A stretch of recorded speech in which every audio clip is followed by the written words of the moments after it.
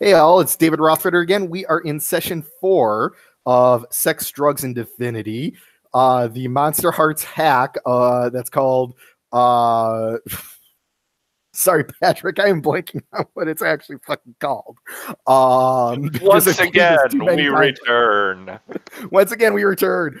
I asked Patrick because we have the person who started this whole mess, Patrick Knowles, with us. This was all his brainchild of doing a Wicked and the Divine Monster Hearts mashup. And I'm like, you know what? Your idea is fucking terrible. We're doing it in the fucking 90s. I love it. I'm super excited. Love you, Patrick. In any case, yes, we have a new character that Patrick is bringing in, but he's not a god. He's just a guy who, we like his music. He's the next big thing. Nothing bad's going to happen with that.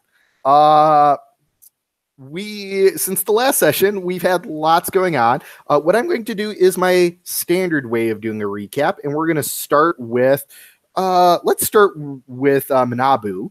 So Manabu will go over what important things that he remembers was going on, which unfortunately was 2 weeks ago in our time, but that's fine. And then we'll do Jupiter's take on it.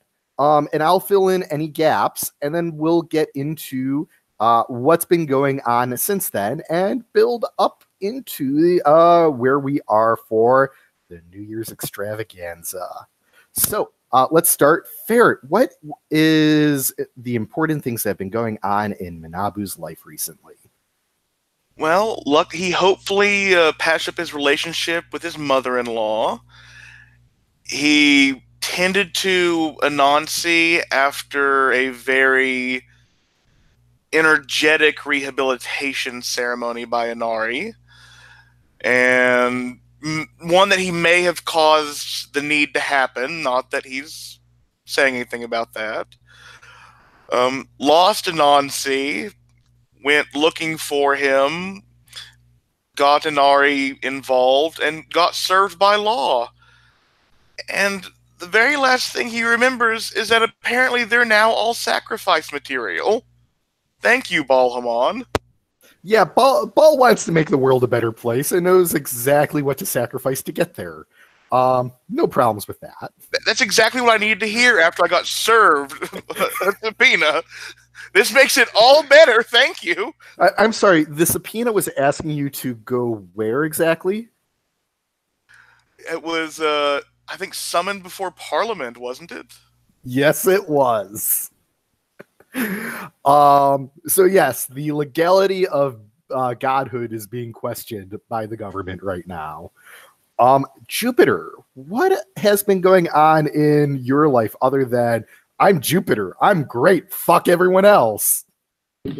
Well, you basically said it all there, David. I don't think I need to add anything else. Yeah,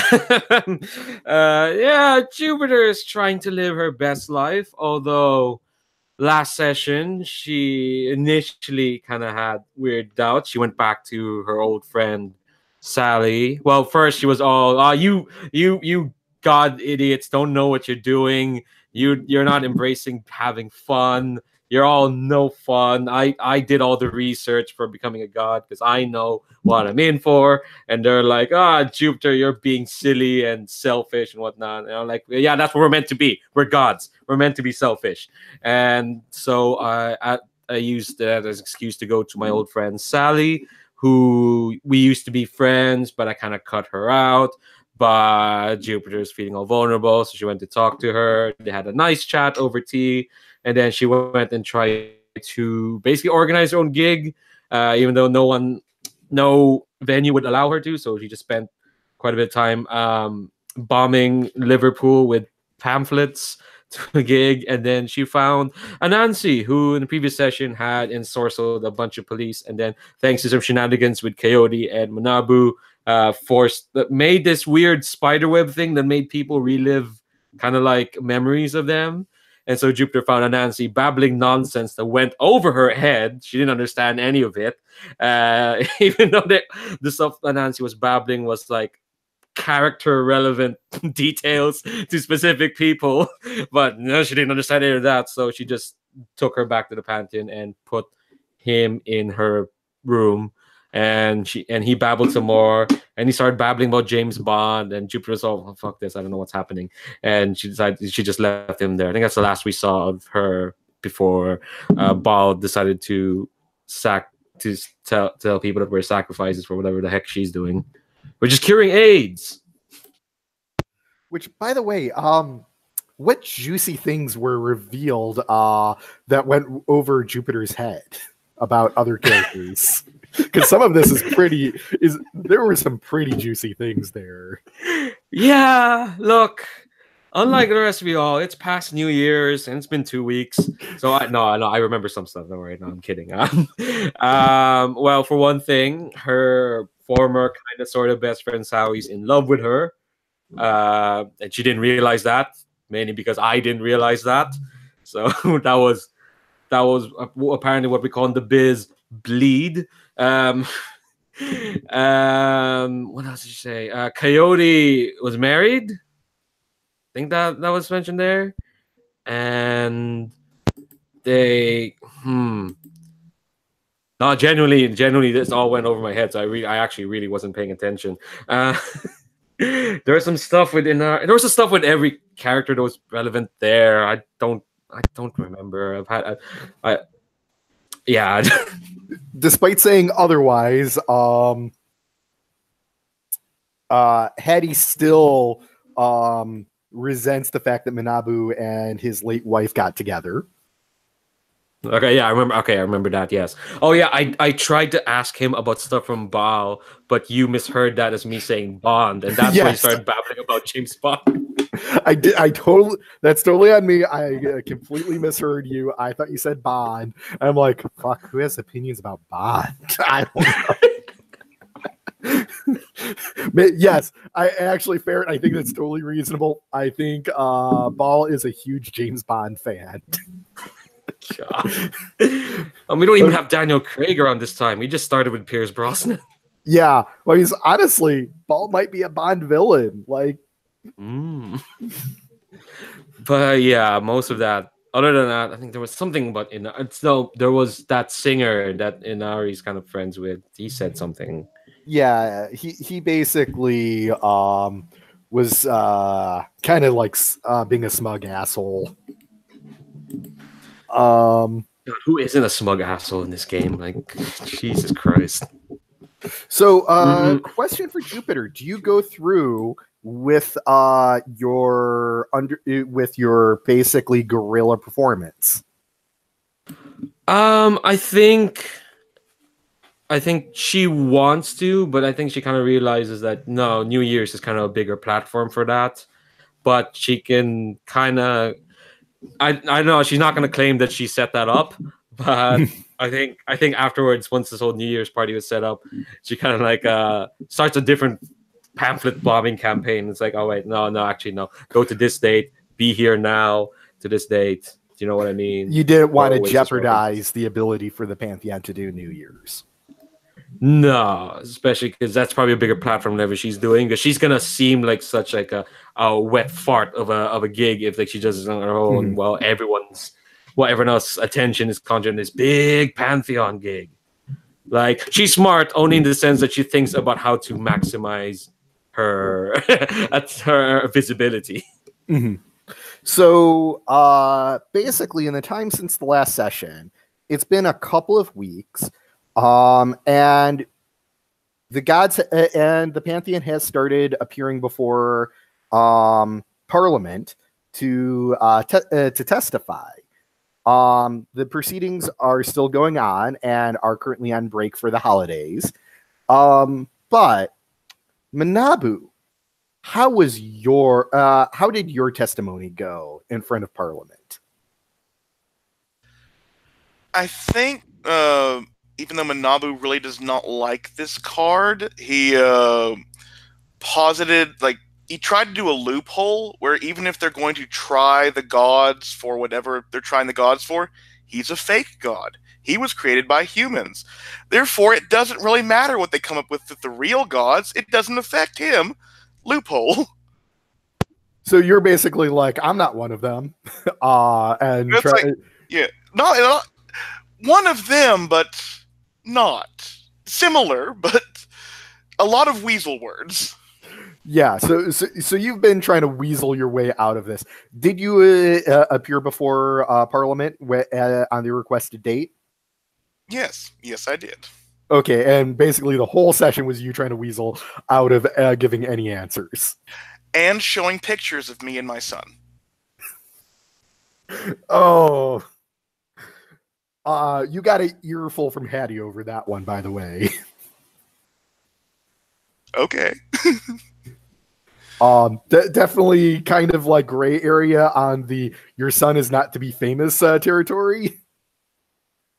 I think like probably not like showing like legitimate pictures, but like using the fact that I am a young widower, I am a father, I'm trying my best, but these others who do not see me as one of their own just do not listen to me, and his last song was about pitying him, and I think he's keeping up that momentum. Excellent. So Jupiter, first off, did you appear before Parliament? Probably not. Doesn't sound like her jam. You just complete contempt of court there. No, I think on the date she's meant to be, she very like pettily decided to make a bunch of thunderbolts and lightning, kind of just very frightening. Yeah, there we go. Fucking hell, we were meant to play this game.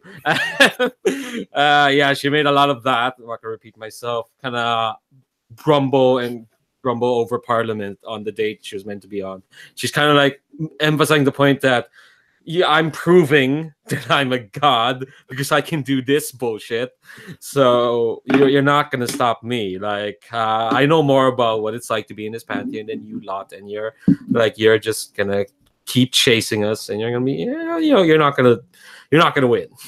Basically. Okay, so you're proving everything that people are saying under the as evidence that the pantheon should be declared illegal. Excellent. Well, it's kind of like do you know that first issue of Wick Div with it's kind of like what Lucifer did, except that she wasn't framed for killing a judge. That it didn't go that far, but it was kind of like that, except she didn't appear in court, I guess. So almost sort of like that. Patrick, I want you to pick an NPC god other than Anansi and describe how their time in front of Parliament went.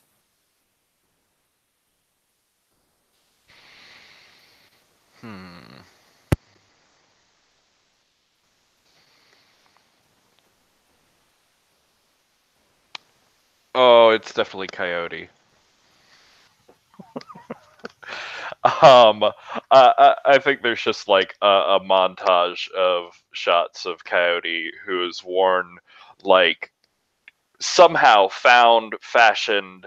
It's entirely made of sequins, just like different layers and levels of shininess of sequins.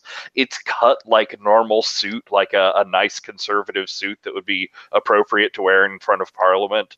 But it's just like blinding the whole time. He's at the desk, sort of leaning back in the chair, boots up on the table, and just sort of like yelling at the microphone because he's not really quite close enough to it for it to pick him up.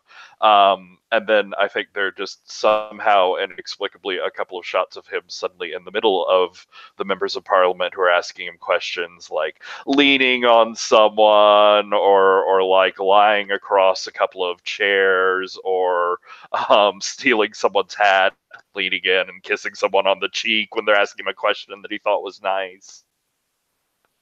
Oh, that's amazing. By the way, I'm going to say his boots were also sequenced. Oh, yeah. Even on the soles. Yes. Oh, 100%.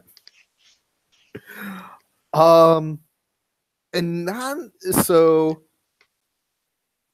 probably the two best performances were from Asteria and, surprisingly enough, Anansi. Asteria, this was the most like direct you've ever heard her speak, and it was very doom and gloom. she basically spelled out, without getting into any specifics, that you are a pitiable bunch, and that your antics now will are nothing compared to the woe that you will suffer on your downfall, all of your downfalls, including herself, and that your ends are near. And that she actually turned it into a performance, and hit really hard at the core of Parliament. So they actually are believing that you all are going to have terrible, terrible endings, and that's causing some sympathy for the Pantheon.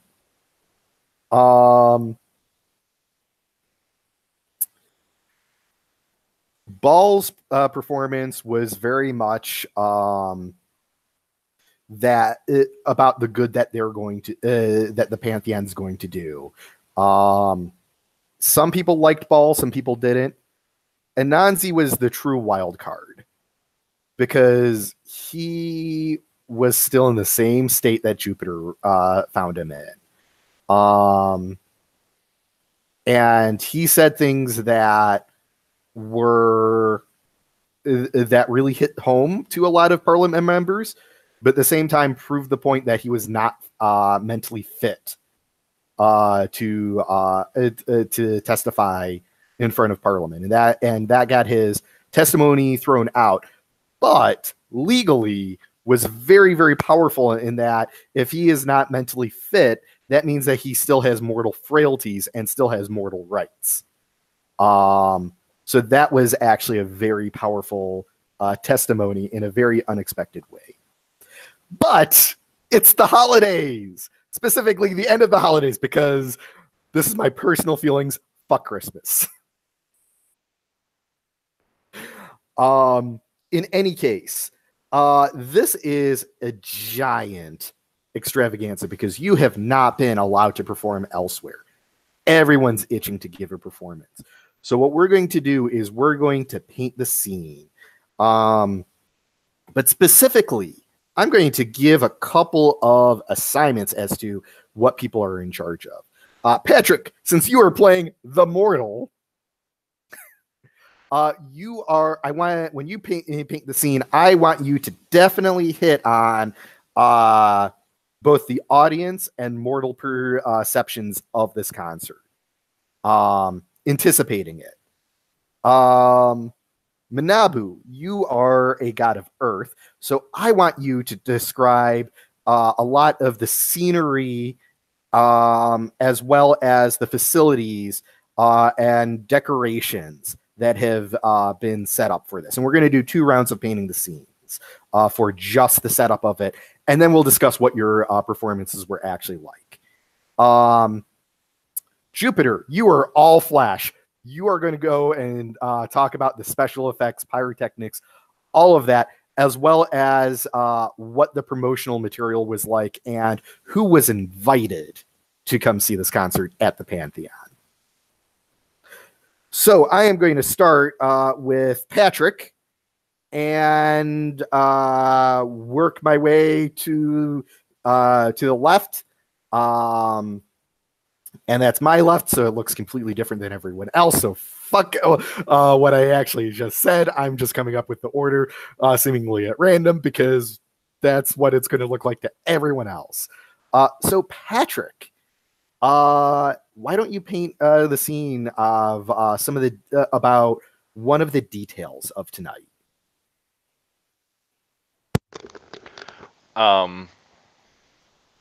So I think it's the line outside the entrance outside the ticket booth that's like wrapping around a couple of blocks and has been building up over days, and it's just like news coverage of all the people out there waiting in tents and like their coolers and supplies for camping out for tickets. But it's all the different like cosplays of the gods so far. There's a whole series of like, luckily Jupiter's fashion is actually really practical for waiting outside in the middle of winter, as they all just have like huge parkas and like puffy hoodie things on. Shub Nigguraths, that's a little less practical because, well, I mean, you from a distance you can't tell that they're wearing the bondage over like thermal bodysuits, but the ones that weren't have been carted off to the hospital at this point. I think there's lots of people with like foxtails or little fox ears, and it's sort of surprising who has them, including like amongst the really like hardcore punk mosher looking ones. A couple of them still have the adorable like foxtails sticking out of their belt sort of thing. Awesome. Leandro.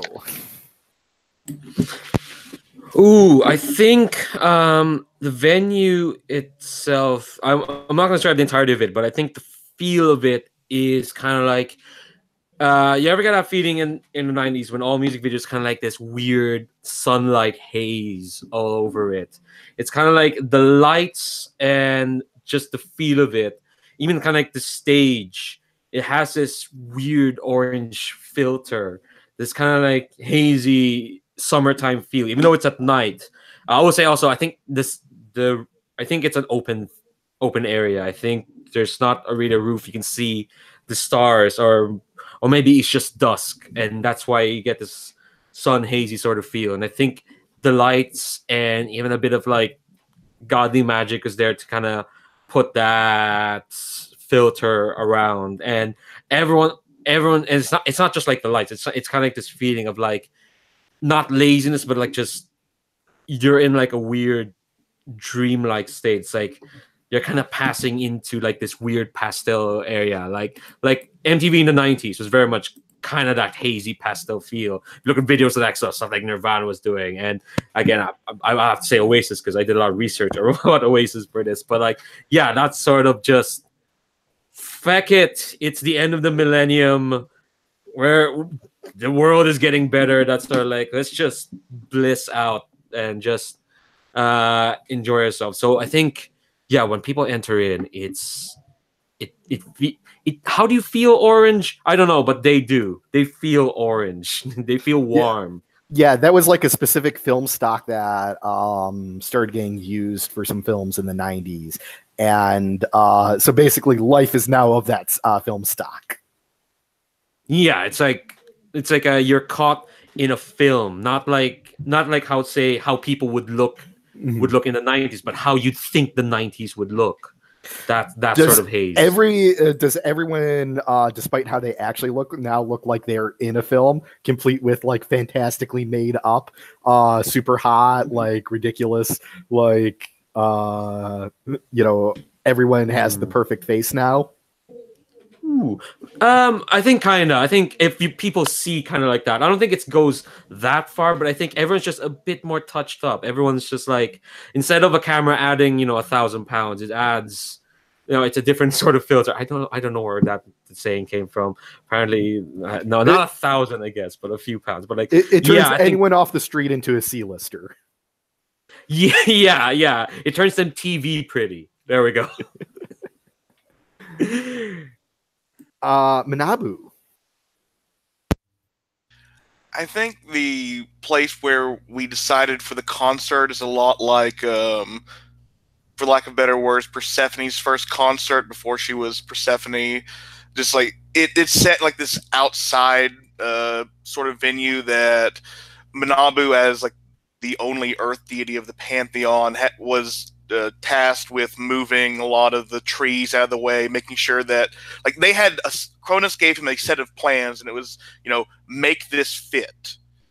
And since they had to find a venue outside of like everything else, they made their own, for a lack of better terms. So it's like this is a place where like maybe it was farmland, maybe it was a place where someone died and left it to the pantheon somehow, but it has been like every tree pretty much has been moved. It looks Disney-esque. Like, it is that man-made natural craft. And since Shubzi is also the goddess of madness, at least every third tree makes you feel like you're being watched, or like something's behind it. A lot of those trees have grown faces. Yeah, a lot of them are like the Mortal Kombat 2 trees, yes. I imagine that this is a lot, this looks a lot like venues at ski resorts during the summer. Because a lot of ski resorts will say, okay, yeah, it's warm out. We have this hill that makes a natural like bowl, so we can just put people on the hillside, not actually have to put up any seats. They're done. Yeah, and I think like there were several stands that he had to make sure got to put like, we're going to have enough space around them, and like, so people can't be trampled getting to like one water station to another. Mm-hmm. People aren't going to. Like there'll be enough space to like wrap around the lines twice around for the autographs at the end. And I think like at this point, every Pantheon member has like their own meet and greet area at an equidistant point away from the others, so we can hear each other, but we don't have to goddamn well look at each other. You are surprised that Kronos knows so much about venue planning and architecture. It's as if he spent 90 years studying it. Patrick.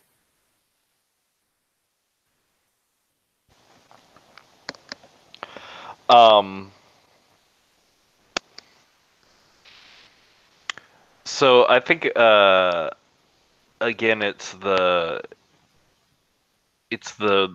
people out there in the crowd that are going through these performances, and you just see them like washed in these different colors that seem to just like reflect in their eyes, totally change all of their clothing. It's like this impossible saturation of color, especially given that they're like sort of washed out colors. But none of it really makes sense, but they're shining with these like washed out colors. And every time we see them, they're reacting to those colors. They're feeling that presence and that magic, and it's like the same people are totally different people every time you see a shot of them, as they're just like crushed in existential sorrow, or ecstatic and screaming, or just like in a mosh pit all out fight of elbows and cuteness and like clothes flying everywhere sort of thing. As these like waves of the performances are just getting deeper and deeper into their heads, into their psyches, and taking them further. Awesome.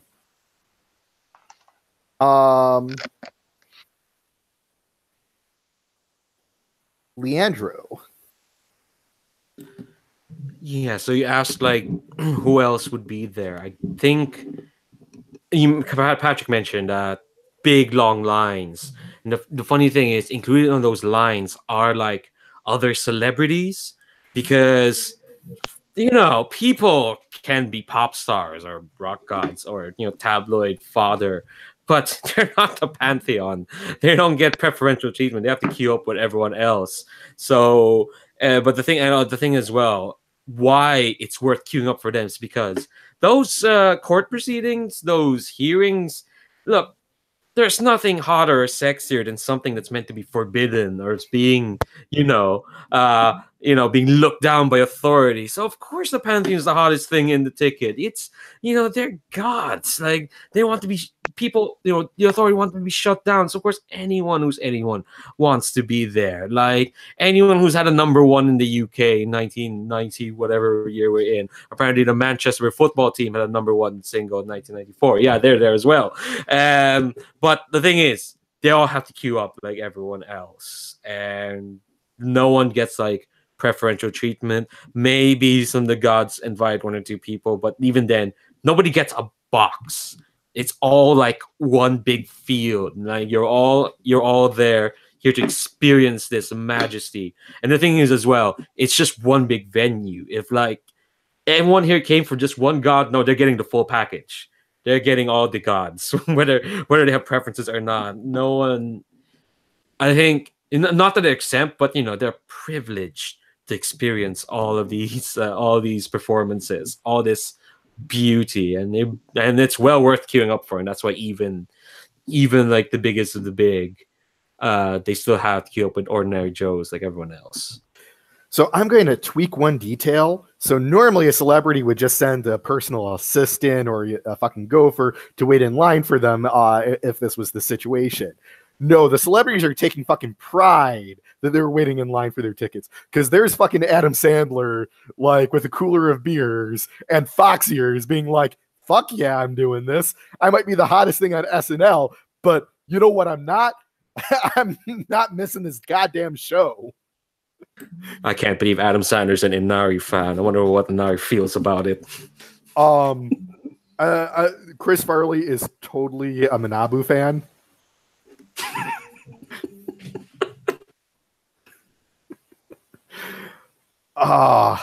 You'd think Coyote, but even he won't do Coyote.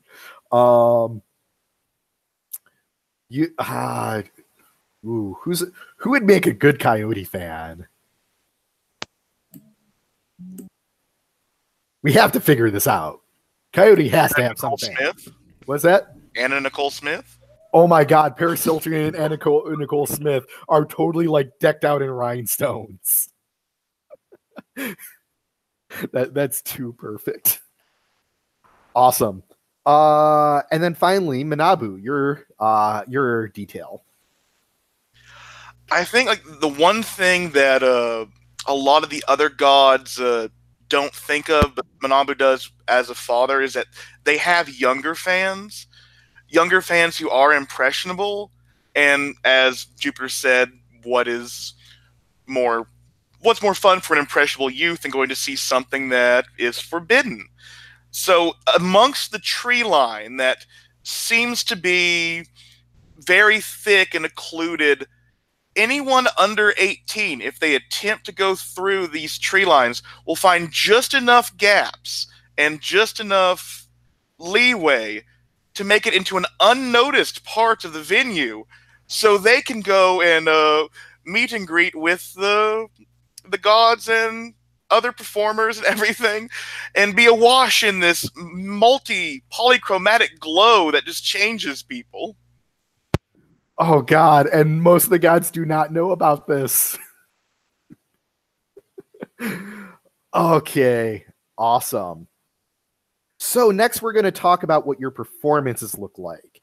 And the first god on stage is going to be Lou, but their opening act is this guy who is getting ridiculously famous named Xander Sorensen. And he's supposed to warm up the crowd. He's like some sort of garage band guy. You don't know why he's popular. And he's about to play his first note, or he plays his first note, and the whole ground rumbles. And from behind the stage, a giant robot comes out of the earth. And in its hands are 10 guys in these weird bug armor costumes who literally flip over the stage in front of I had my whole premiere performance ready. I had my song talking about the evils and fallacies of the Pantheon. I was going to tear them down from the inside, man. Nope. And these guys, and like laser lights go, and these guys are just posing. Like, they're not playing any instruments. They're not singing. They're just posing. But the giant robot behind them is posing with them. And in giant fireworks above at the end of the set, just spells out the name Hephaestus.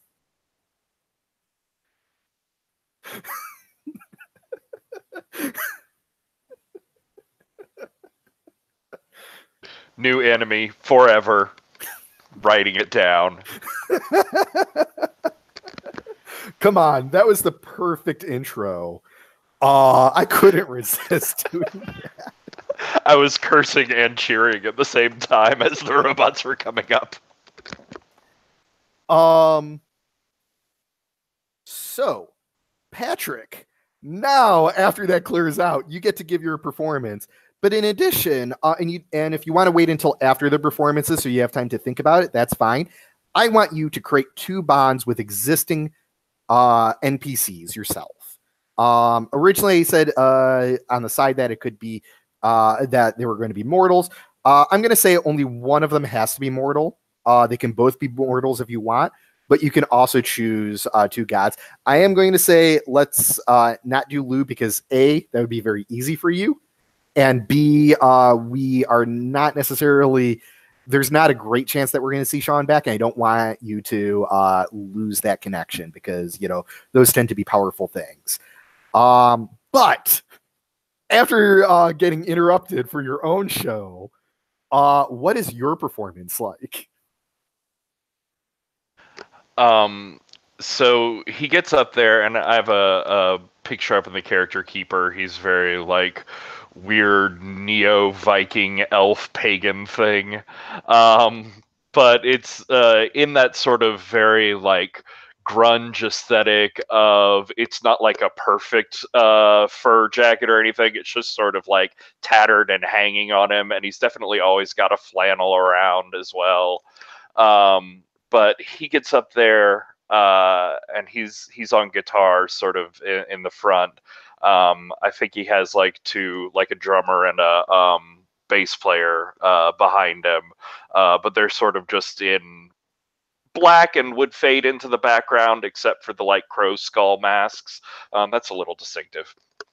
But he gets up there and his stage presence is like somewhere halfway between Scott Pilgrim and Jim Morrison, where it's like he's awesome and amazing and you can't help but look at him, but also he doesn't want you to be looking at him, and he feels very awkward and like inward turned and sometimes just faces completely away from the audience or whatever. But it's this very like Nirvana, Bush, stream of consciousness, sort of poetic, semi-meaningless ramble. But yeah, his opening song does have these like a couple of lines in the chorus that are about like the pantheon and the fate gods and tearing down all the lies and the illusions. And everything is the worst, and I'm terrible on the inside, but it's okay because all of you are terrible too. We're all the worst. Awesome. Already making friends in the Pantheon. Yeah! Think I ad-libbed some lines about fucking bug robots too. Do you have any instant connections to NPCs that you have, or should we come back to that? And you want it in the vein of like a good one and a bad one? Preferably, yeah. So preferably, what's more important for me is that you care about about NPCs in different ways than the other PCs do. Because if you're like fuck Coyote and everyone else is like fuck Coyote, that's not that interesting. So I think I'll wait for more of the performances and sort of scene to go down before I choose a rival type person. But I have an instinct for who he would be drawn to. Okay. And I think it would probably be a Nancy. In the sense of like he's really drawn to the poetry, the rapping, the sort of lyrical nature of his storytelling. And he just sort of gets wrapped up in the art and some of the recordings of Anansi's performances. Like he's maybe the only one in the pantheon that he wouldn't call out. And it's definitely all about the art and the lyrics, and I sort of want to like kiss his pretty face sometimes too. But it's mostly about the purity of the art. And it's the other stuff is nice too. Okay, interesting. We'll get into how you feel about Anansi being totally fucked. So Jupiter versus Manabu. when do you two think you're going to perform in the whole spectrum of the whole pantheon, giving fucking performances?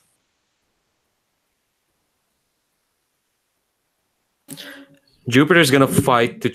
I think before she's gonna fight to be last. She definitely wants to be last. You're totally fighting with Coyote over that. Who's fighting with you just because you want it? God, what a prick. Manabu, are you in that fight? I think I will try to mediate this fight. I think partially by trying to use resurgence. Jupiter cares about something, even if it's just as something as stupid as the lineup. She's finally showing interest beyond herself, and we need to reward her initiative to at least stand out and give a memorable performance. Besides, if she sucks, then she'll be remembered forever as the worst last act. Yeah, I think this fight's kind of like, I think Manabu fight comes across, Jupiter and Coyote having this fight in the middle of it, and Jupiter saying like, why in the fuck would people last image of this glorious knight be your rhinestone covered ass who's just gonna go over there and talk about how life is great and whatnot? Like, come on. You know what? You're right. I'll go on right before you. All right, well, at least you'll be there to warm up everyone else so that, cool them down and so that I can bring them all back up. Hey, Manabu, how are you looking forward to this? I was great looking forward to it. I actually wanted to talk to Coyote about maybe doing some kind of duet. I mean, country music is the music of pain, after all. God. Yeah, he would do a duet during his set, but he has a very good idea of what he wants to do during his own set. What I'm thinking Manabu has planned is working with Yukiko, just because we need some more Yukiko and Manabu interactions, that he's going to allow her to perform backup vocals on one of his tracks and, sort of differentiate herself from Inari some. Interesting. Do you just do like a set of like collabs with different I think members of the Pantheon, or Yukiko is definitely a member of the Pantheon. I think like he's doing a lot of sort of like remix work. Like he'll because like the Darkwave movement is really known for like their remixes, passing around their songs to each kind of artist. And I think he's going to try to have everyone give him at least one song to put his spin on, with the same amount. Like, you can do the exact same for my set as well, whatever you want. Yeah. I'm going to NPC Lou on this. He totally like rocks out like on stage, like just dancing during your cover of one of his songs. I think that like it's a real crowd pleaser. I think to have you do that. Anansi's performance, you don't know who put Anansi on the schedule, but Anansi was on the schedule. It was fucking weird. It was very reminiscent, Leandro, about that conversation you had with him, except turned up to about 1,000 different personalities at the same time. So he was like switching really, really fast between personalities. So it was like a very schizophrenic one-man play instead of a performance? I mean, it was rapped, but you've never really seen trance rap like that before. He invented a genre. The first ever ASMR rap. Yeah. It was trippy as fuck. People are saying that him going insane might be the best thing to ever happen to his art, which is the type of fucked up thing people would say in the 90s. Tell me I'm wrong. People totally would say shit like that. So Jupiter, right before your performance, is Coyotes. And it is a howling, yowling country set of every one of your greatest hits and everything that was on your set list. You don't know how he got a hold of that, but he made sure that anything you could potentially play, he played first. I think I greet him after his set, and I don't know, what's he like after his set? Does the head off, little tilt the head thing. Shitbag smile. Oh, Coyote, you're so simple. It's not about who does it first. It's about who does it best. But by the way, he got booed. Yeah, exactly. Yeah. So it's like, well, thank you for bringing them down so I can bring them all back up again. And so I think I go 1, 2, 3, 4, snap, and the heavens part. And this bright shaft of light shines on this specific part, the front of the stage. And again, you hear thunder rumbling, and it builds up and builds up until, I'm not going to make the sound effect. I can't do that right now. But yeah, this big lightning bolt just smashing against the stage. And everyone feels it. Just that force. The people on the front, I mean, well, they're not going to be injured, but they're going to feel it. They are going to be genuinely pushed back. And then once the light has cleared, there's dust and smoke and plaster and whatnot, and just standing there, just kind of like arms raised, just kind of bring it all up. It's Jupiter in a shitty parka and just sunglasses on, and some slacks she found the night before. And look, if you look at any gig Oasis did in the early 90s, they dressed like they didn't care at all. No, she has a bathrobe on, actually, not a parka. That's how bad it is. It's just this weird, flimsy white bathrobe and a shirt on, and she's just like, oh, is it a pink bunny bathrobe? Yeah, exactly. I think there's a specific gig I saw Liam Gallagher wear that sort of bathrobe, and it's just like, and she's just like not slurring, but like she's clearly just like, yeah, and she kind of like just clicks, and the first note plays, and of course it's a big, loud, too loud guitar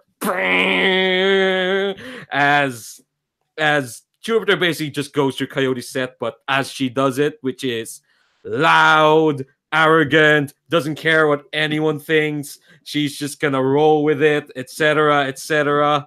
It's just like she puts, I will say this, Jupiter puts on what she thinks is her best performance, but it's almost always at the service of making the crowd just like feel like they're a part of something special. And that being special is everyone in this world loving the same person.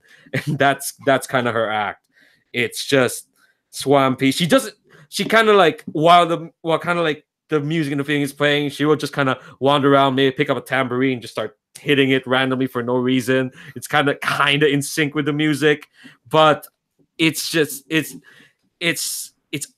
I mean, some people would say it's overbearing, but some people would say it's you gave a very glorious, polarizing performance. Yeah. It would be, but I think she definitely feels that she's putting on something that people does enjoy, because people don't enjoy themselves, they're not going to love her. So. Awesome. I'm not actually going to play out the meet and greet, but I think the one I'm going to let people add any details that they want to add to it. I think the one detail is, since you can all hear each other, you all hear when the kids show up at Coyote's booth. He's like, "What the fuck?" And you hear like chirping of kids, like asking a bazillion questions, and underneath it all, the sound of Coyote crying.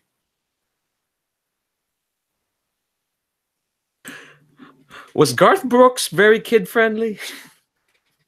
No, but Coyote is. out of character. You know that Coyote was married. Maybe was getting to the point of ready to start a family before this happened. Just saying.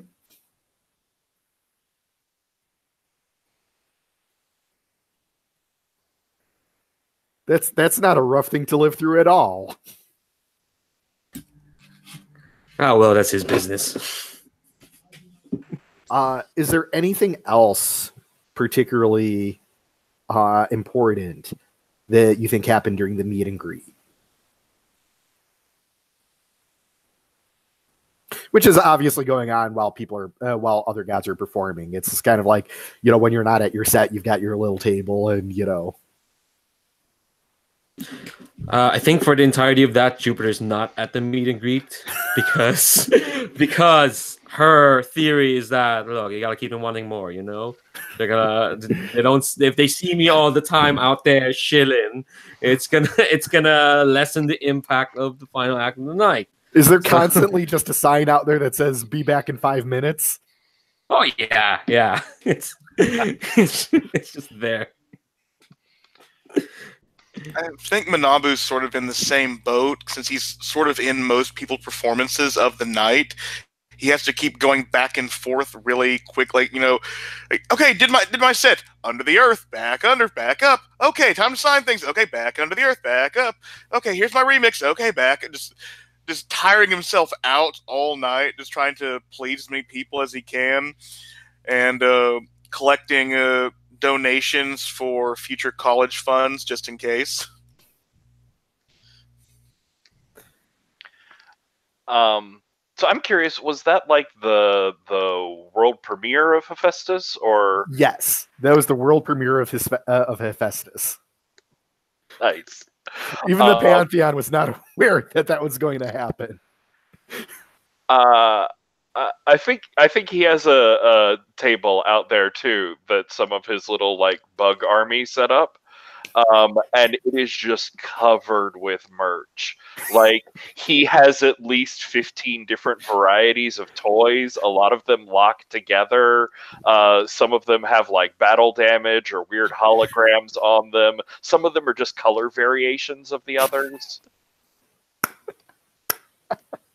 Can there be like ones that are like chibi sized, ones that are oh my god, he created the pop doll. Yeah, some of that are plush. He has to have like his own anime series that he was working on with us.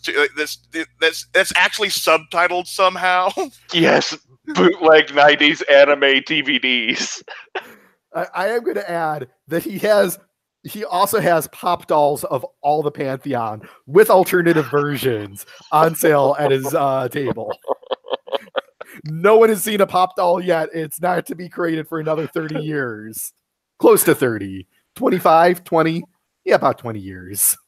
I just love that cut from like Jupiter's crappy little back in 5 minutes sign over to this slick professional or operation that's going on the other side. Oh, he totally has like the merchandise arch of just boxes like stacked up to be the like to make an arch in the background to show just how ostentatious it is. And like he has his 10 booth babes, which are all which are in the bug armor, and then he has actual booth babes. There's got to be like of both male and female. I think after every performance, like the live cut from this performance is being sold on bootleg CD at the table same time. Yes.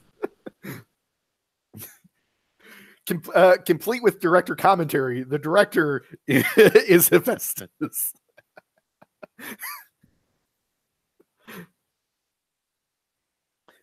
Patrick, have you thought about your NPC connections?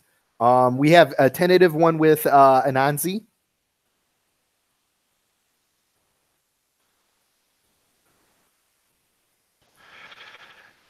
Yeah,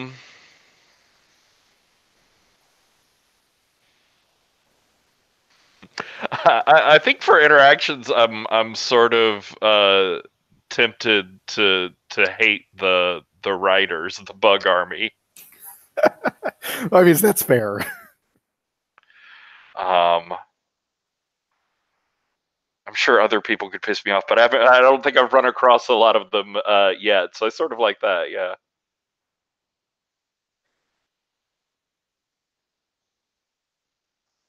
Ur hates the bugs.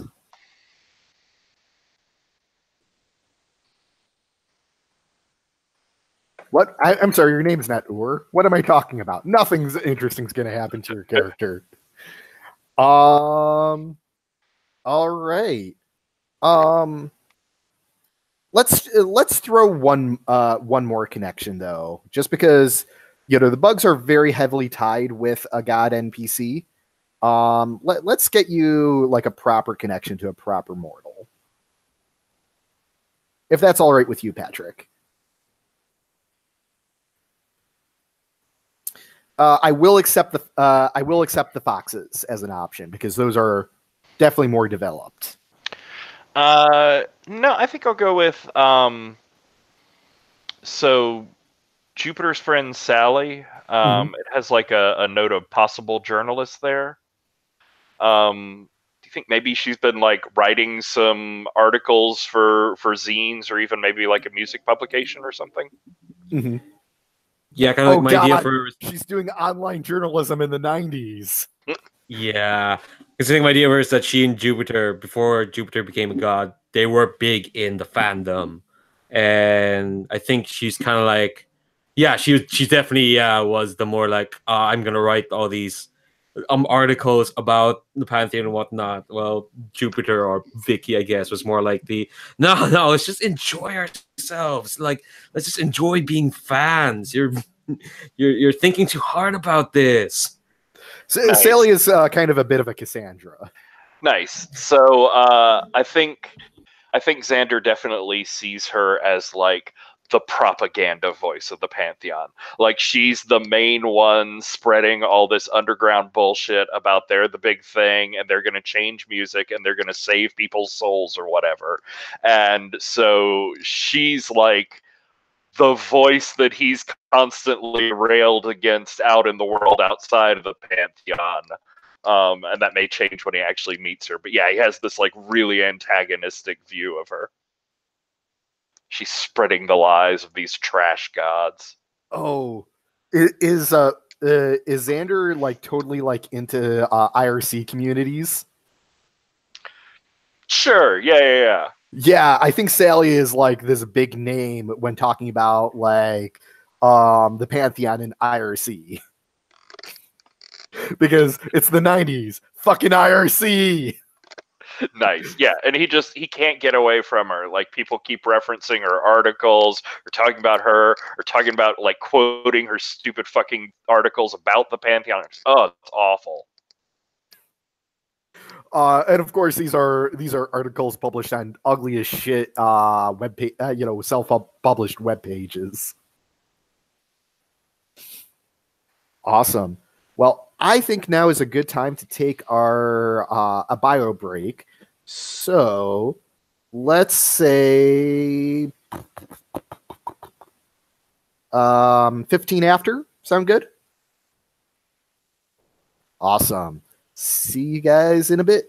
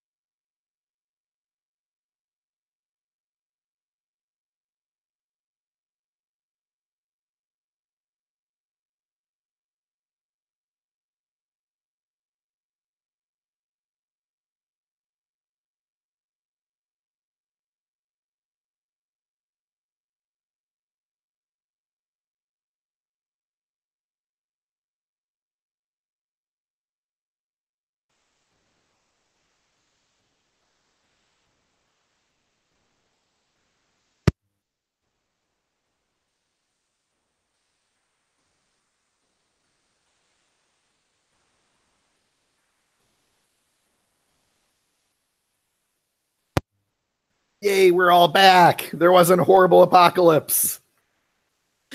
No, there's just a bunch of people singing karaoke where I am, but that's about as close to an apocalypse as we'll get tonight, hopefully. That's pretty bad. I think we should cancel game. Yeah, they wouldn't let me sing Wonderwall. They're a bunch of pricks. Wow. Well, okay, actually, they're probably right to not let me sing Wonderwall, come to think of it. So,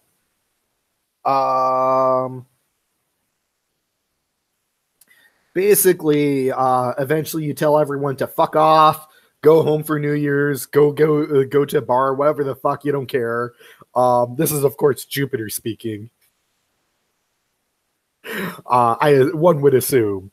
But now it's just basically the Pantheon and your guests. Your guests, anyone you invited during the show, before the show, after the show. Basically, if you're there, then some god wants you. Xander, of course you're invited because you were the opening act. And what's her name? Looking for her. And of course, Summer is not that much of a dick to say, "Yep, you warmed up for the gods, and now you're." No, you are definitely you are definitely welcomed, even if no god invited you or makes you feel welcome here. So I think this is taking place. Basically, this is taking place at Kronos's place. Except Kronos's place has gotten a lot bigger, it appears. Not from the outside, it's just bigger on the inside. Totally didn't steal that at all. It's as if his place got duplicated, or the rooms in his place got duplicated several hundred times. And you don't know where a big ballroom came from. But there's one now. He definitely brought in a lot of caterers of just about every different cuisine, and but it's not like a formal like dinner. It's just the food's there, and you go to a different station and like get the food that they're serving there, whether it be French, Indian, Mediterranean, Japanese, Chinese, hamburgers, ice cream. He kind of went all out for this.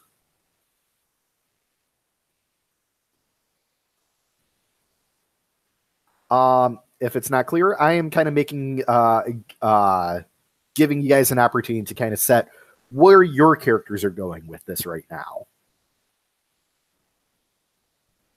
I think Manabu is coming up with this.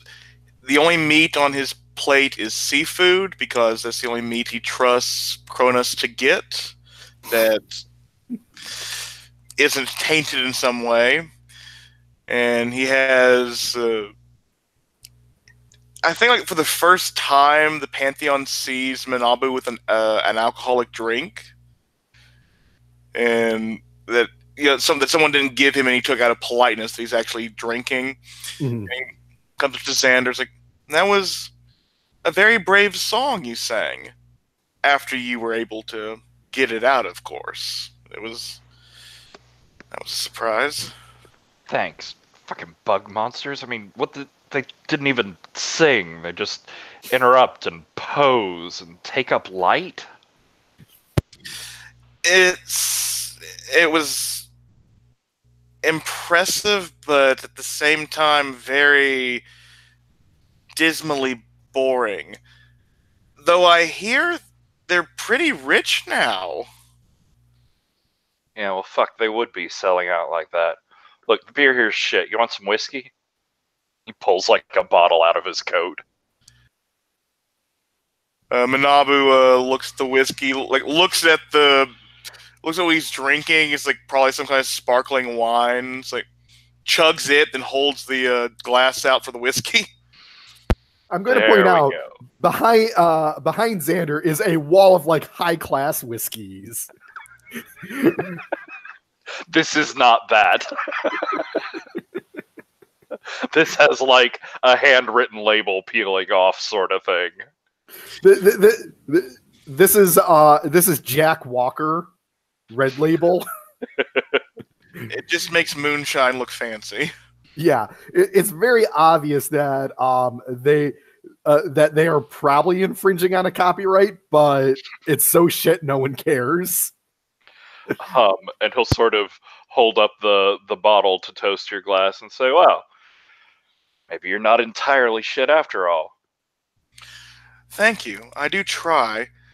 If you would ever like a more in-depth tour of the Pantheon, maybe I can help you with that. Get you some real vim and vinegar for your lyrics. I'm not interested in touristing around. I'm just here to, like, this was the biggest venue to get my message across. And, I mean, I think it was pretty obvious what my message was. Yes, and I think the dissenting opinions are actually quite valid.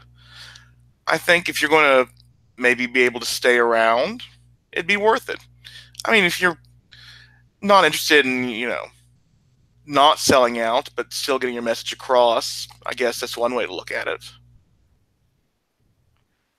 Hey, look, I'll hold up the bottle again. You wanna air your dirty laundry? Like, I will not stop you. And I think he looks around like, let me introduce you to Jupiter. This will be fun. So yeah, Jupiter, you're chatting it up with Kronos right now. He got your ear. He's like, yeah, I'm very happy that you performed tonight. He's not like saying whether he liked your performance or not, just that he's happy that you performed and that the gods drew in a crowd. I think I kind of like, of course I'm happy. Well, why do people think I'm such a sour puss? I love doing this shit. I wouldn't miss this for the world. You were made for this, quite literally. And you hear like this weird grumbling sound in his stomach. Yeah. That grumble sounds familiar. Are you okay? Just a spot of indigestion. Yeah. Well, hope that clears up. Anyway, look, I'd like to think that out of any other people in this pantheon, I'm the only one who actually, gives a shit about the whole actual performing thing. It's like everyone else has had this high, lofty ideals, or they're just mired up in so much nonsense. The Kronos, look, I'm gonna be real. You weren't my favorite in your pantheon. Zeus was kind of like my favorite, but I'm not. I like to think that I learned a lot from looking up to a lot of these. He looks at you like a little confused, like, do you know the relationship between these gods here? Yeah, you learned so much that you showed up in a bathrobe. That's Manabu like coming into the conversation. Yeah, exactly. Yeah, but I can turn around and see the two of them, and I'm kind of like, yeah, but I still did what I did best. It's like all the outfits, whatever, they're just embellishments. They're like little symbols. I still gave them, what we do best in the most pure way. That's just what I do, Manabu. And you're interrupted by a big belch coming out of Cronus's mouth.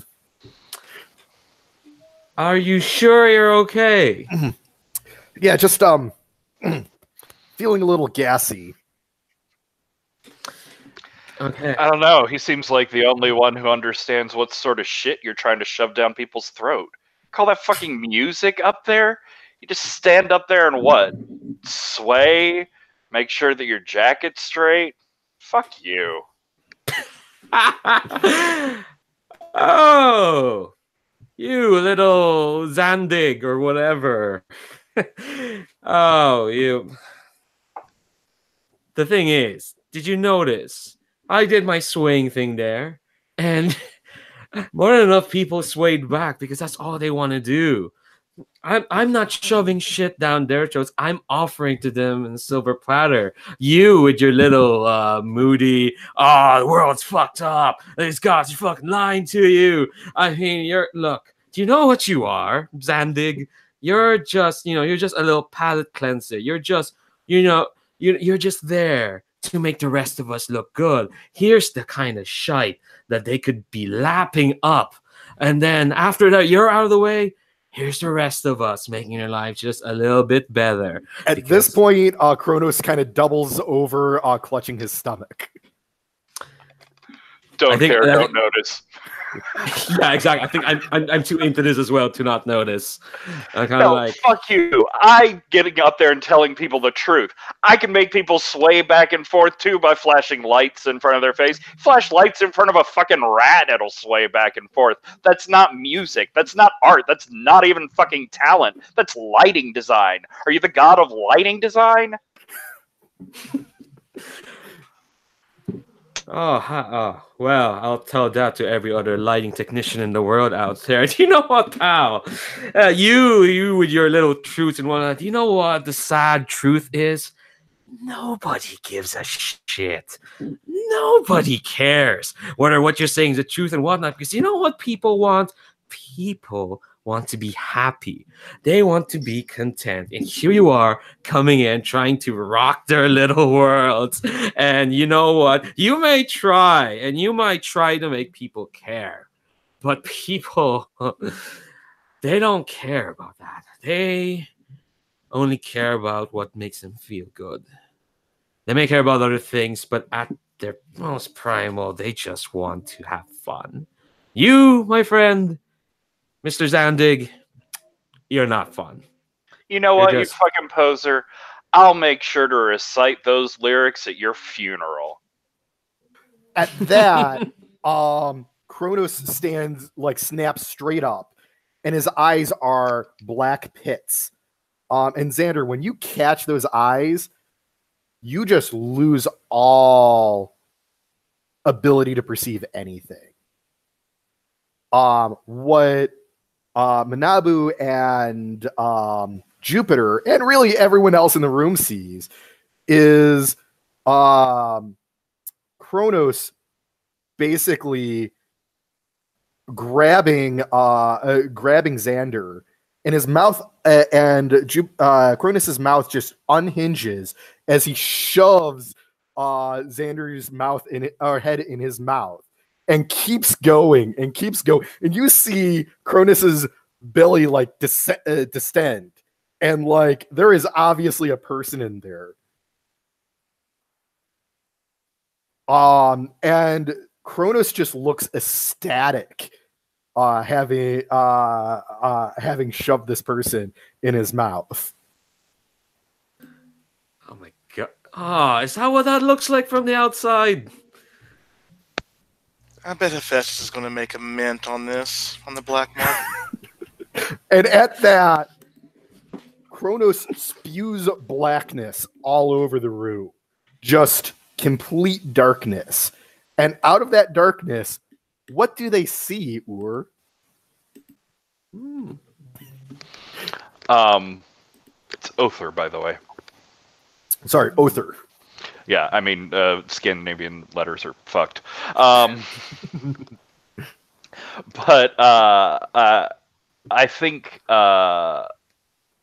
emerging out of that blackness, sort of like standing up out of a pool of dripping ichor sort of thing, he's there, but instead of just like the trashy sort of fur jacket he was wearing, it's this full like wolf's pelt embroidered thing that comes down into leather sleeves and sort of has this mouth open that goes up above his like incredibly overdone fancy braided hair at this point. Like, it's crazy off the chart. I think he sort of like rises up out of this pool leaning back and like yelling, screaming, and there's, I don't know, blood, wine, something like dripping down from his mouth, red tears coming down from his eyes, and of course, as the like wolf pelt falls back, he's all like shirtless and wonderful looking.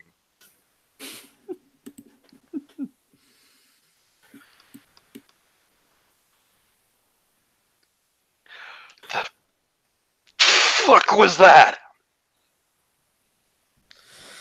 I think if it's okay, Manabu will step forward, like pull out this napkin and start like dabbing away at the redness on Other's face. Like, welcome to the Pantheon now. That's underscored with a big Betty laugh from Jupiter. Like she's just laughing at him. She might fall on the ground. What? Yeah, I do want to attempt to turn him on, if I may. Oh yeah, do it, 100%, do it. Are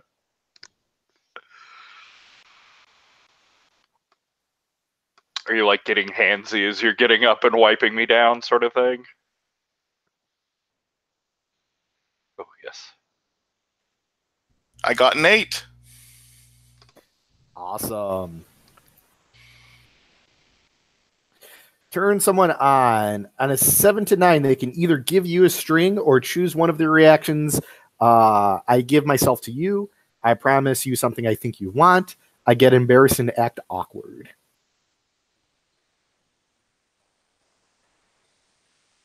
I'm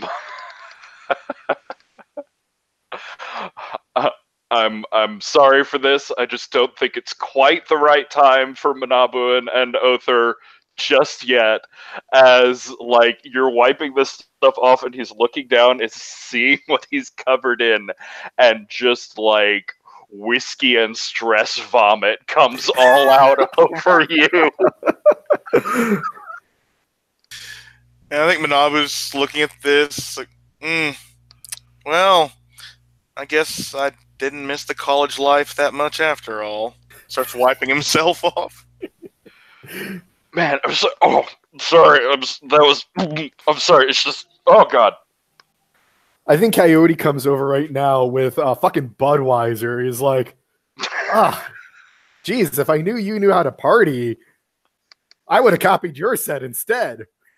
Takes a sip. Don't you know that cover bands are the least creative type of musicians out there? I know, and I love it. You gave a performance that was like a porn star who was not fit to be penetrated tonight, Coyote. That means I get to do the penetrating, right?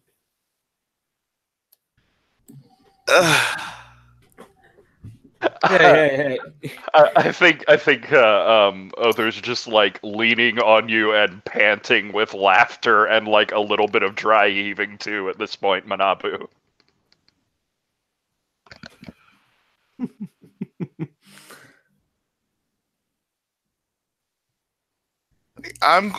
If it's okay, I'll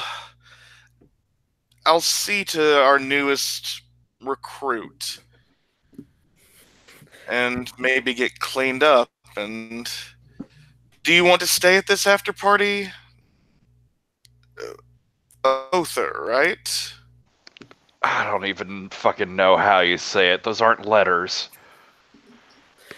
Well, Yeah, no, anywhere but here right now. What if he does that again? Point taken.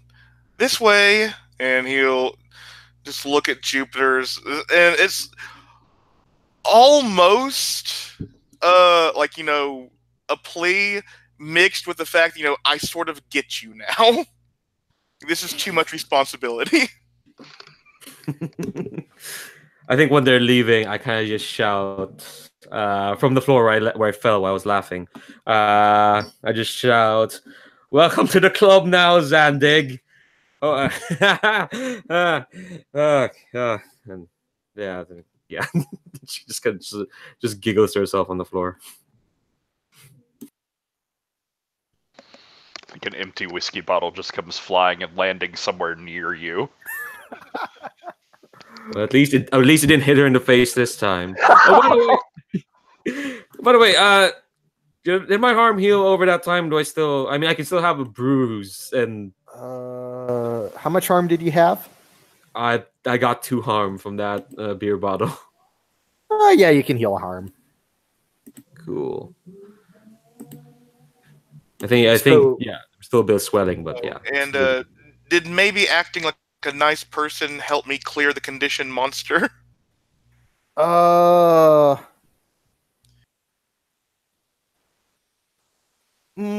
don't think so. I think being nice and monstrous are 2 different things. And the monster came from when you kidnap somebody. So you kind of have to show that.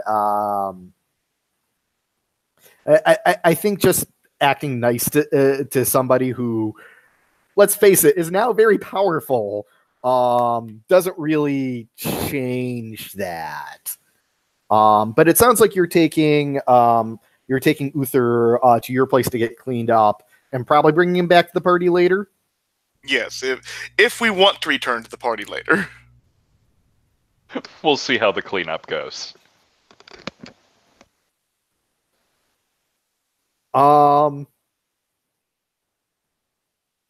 So still at the party, Kronos still looks a little disoriented. Coyote is basically still there, willing to be a dick. But you actually see, but Jupiter, you actually see Anansi at a table with Ball talking to him. You're not going to say that he's talking to Ball, because, well, he might be saying things, but it's not a conversation. I think I'm gonna kind of saunter over there, kind of half pretending to be drunk, half pretending. I think she's got a bit of liquid courage, so to speak, to help her with that. And I think I'm going to very loudly crash on the chair next to Ball, and kind of like just go, "Hey!" Ugh. Hi. I'm just wondering, Balhamon, how's your little project thing going? How's saving the world going? Just fine. Not that you give a shit. That's a bit cruel. I mean, here I am sitting here trying to give a shit. I mean, you gotta give me some credit for that. What do you want, Jupiter, other than to be the center of attention? You get me so well, Bog. You're so smart. You're so damn smart. You know, you've got this. You got the world figured out. It's so good.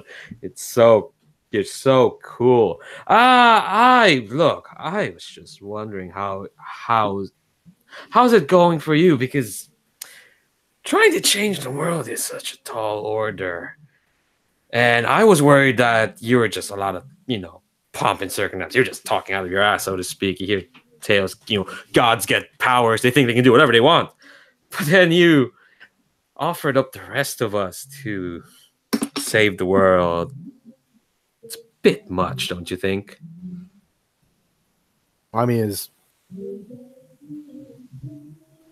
you can either die in, a year and a half, for no good reason, or we can or we can spend everything we have,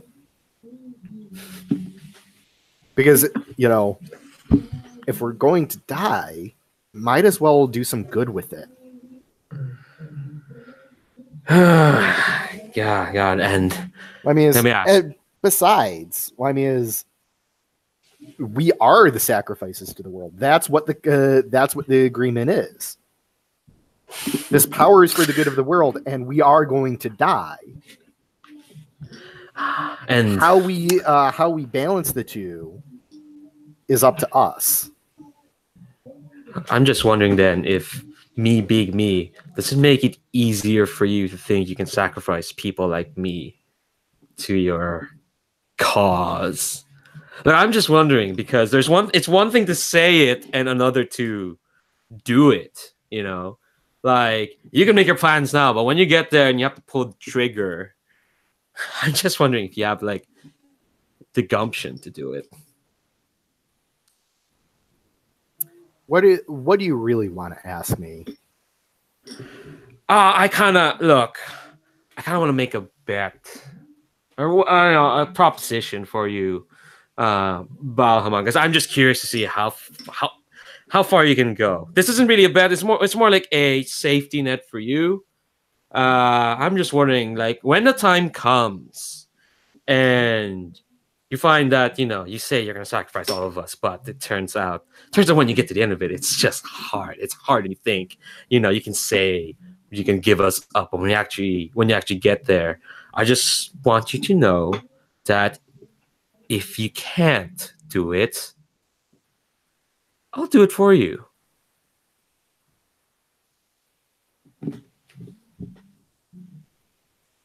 Wow. You really are a bitch. Yeah, but I'm everyone's bitch. I have a string on Bao. I'm gonna spend that too. What are you trying to get her to do?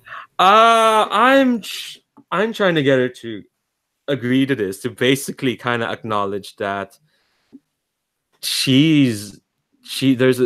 there's a part of her that doubts that she can go ahead with this. I'm here telling her, look, if you can't do it, I'll do it for you.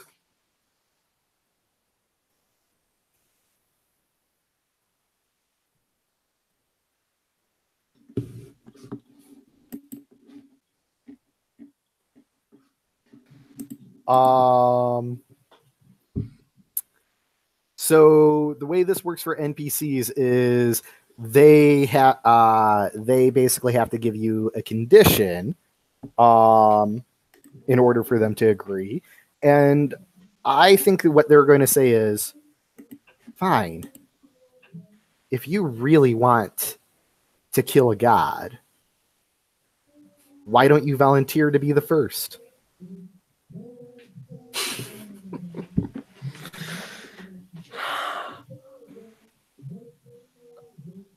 Well, like I said, I did all the reading. Live fast, die young, live a beautiful corpse. That's what I signed up for. But sure, you're on, Bao. Let's see. And you know what? I'm already here making it easier for you to pull the trigger. If I go down first, look, I offered to you. I told you, like, you can probably kill me. That's fine. It'll be easy for you. What about someone like poor Anansi over there? What about that poor loser Zandig over there, our newbie? Like, what about Manabu or Lu or anyone else? Like you said, I'm a bitch, so it's not that hard to think that anyone want me dead. That's easy, but everyone else here, good luck finding the will to go ahead and do what you need to do to save the world.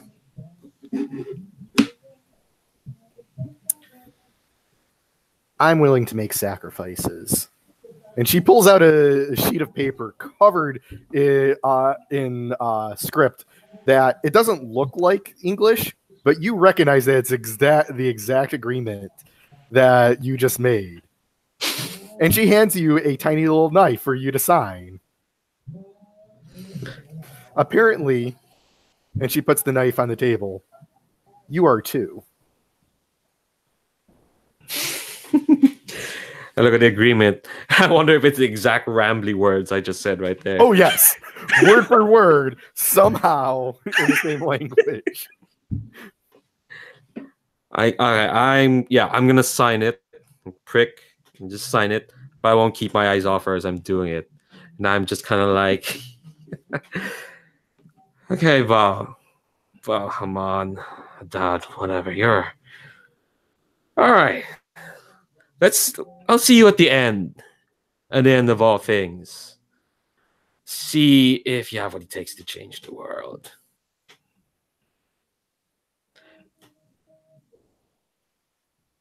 You know, we all give you a lot of shit. And to be perfectly honest, you deserve it. But it's good to know that through it all, whether it's your intention or not, something good will come of it. We're going to cut back to Manabu's place. Yeah, Manabu's taking Xander through to the throne room, the nice nature-looking setting that looks like a bedroom in certain aspects of it. And he's going to let Xander sit on one of the beds or in a chair wherever he wants to, while Manabu changes clothes into something much, much more comfortable than this.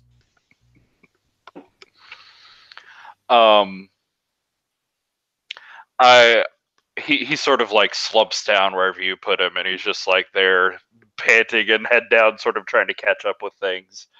But I think when you come back in the room, you find him like sort of sitting back stiff, bolt upright, like head thrown back and eyes white, and he's sort of shaking as can I take the opportunity of having been incarnated and covered in gross god bile to gaze into the abyss?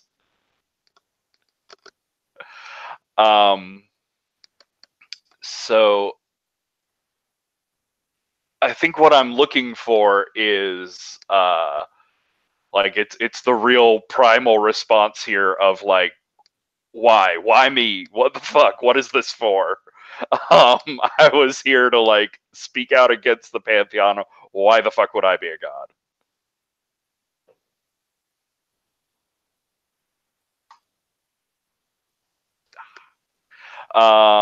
Let's see, 5, 6, 7, 8. So confusing and alarming visions. Oh, geez. So you don't get so much of a vision as a memory that is normally repressed. And that memory was was of the inside of Kronos. Joy. And it was blackness with millions of dots of light, and each one screaming their message, wanting to get out, wanting to share it with the world, wanting to light that fire. But they just couldn't get out. It wasn't the right time. But there was that one that was used to being forgotten, the one that was used to being ignored, the one that wanted to inspire people to be better, to give themselves headlong into an emotion. And you felt it pulse the same way you wanted to pulse. And it found you in this pit of oblivion. It found you and it attached. It went into you. And it didn't change you so much as you found that you and it were kind of the same. And you realized that it had been calling to you this whole time you were in London? No, longer than that. The whole time the Pantheon has been around. No, longer than that. Your entire life. And they were like, no, it's been calling to you longer than that even. It's been calling to you for an eternity. And that's when you were vomited out.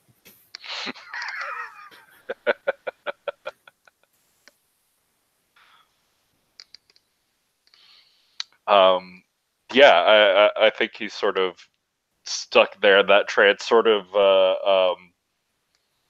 yelling a little bit, not screaming. Screaming would be undignified, surely. I think that counts as alarming, at least. Maybe not that confusing, but It was. I'll take clear memories of being swallowed as alarming. Yeah, and Manabu will see him shaking, and he gets worried, of course, because he saw some things with Anansi when he's taking care of him, and he'll like get closer. I think like this time he'll stand aside Xander just in case, and like put his hand on his forehead, make sure that he's not like being eaten alive by the powers right now. And I think like as you touch him, his body like shakes and tenses one more time, and his eyes like blink and they open up again, and they're normal, and he's sort of shaking his head, just going, "What the fuck? What the fuck? What the fuck? What the fuck?" Yeah, Kronos is a bit of a bastard. Not much of a warning, was it? So I'm sorry if this is the mundane part of this to get stuck over, but did he eat all of you? I had just been told my wife was dead when he did it to me. So that's just like a really fucked up yes. Oh, yeah, I guess so. Yes. I'm assuming he ate us all. Great, wonderful, good. Yeah, no, I'm here as a god to sing for the man that vomited me? And what, fucking die? Really isn't that great all the time, is it? But you've got power. You've got as much responsibility as you want. And you've got to claim a room in this goddamn place. Oh, this one's not as awful as I thought it would be. Thank you. I put a lot of work into it. I mean, don't get me wrong, it's like pretentious as fuck and way over the top, but like, I like the trees. Yes, well, you're wearing an outfit that would get you covered in so much blood you'd look like a PETA period. I think I can taste that. That's pretty much just all the whiskey you've been drinking. Would you like some fruit juice from some of the trees? Yeah, they're real? Yes, everything in here is real. Natural. I mean, I'm an earth god. It's what I do. yeah, he's supposedly some crazy fucking goth god that like is supposed to be about all death and destruction and madness and like fuck the world. It's all going to get eaten by like space gods anyhow or something like that. Look, man, I think you need to talk to your PR person. You at least are way less douchey than you seem in the papers. Well, the papers always print what they want to be seen. I try to be a voice of reason around here, but as you saw before you were eaten, we're a family of misfits. Bastards. Bitches. Oh, God, please don't get me started. She certainly is. Yeah, it's Kronos that I have the biggest issue with, followed by Ball, and yeah, it's look. Let me. Was that a yes with the juice, or you okay? Yeah, no, sure. I could use really anything to get this taste out of my mouth. And Manabu will have like one of the trees, like the tree actually like bends over and clenches some of its oranges together as he holds out cups under them and squeezes the juice into them and pulls itself back up and looks like completely normal once more. And Manabu will bring the juice over to them both and sit down like at the foot of the couch, just so Xander is taller than he is at the moment.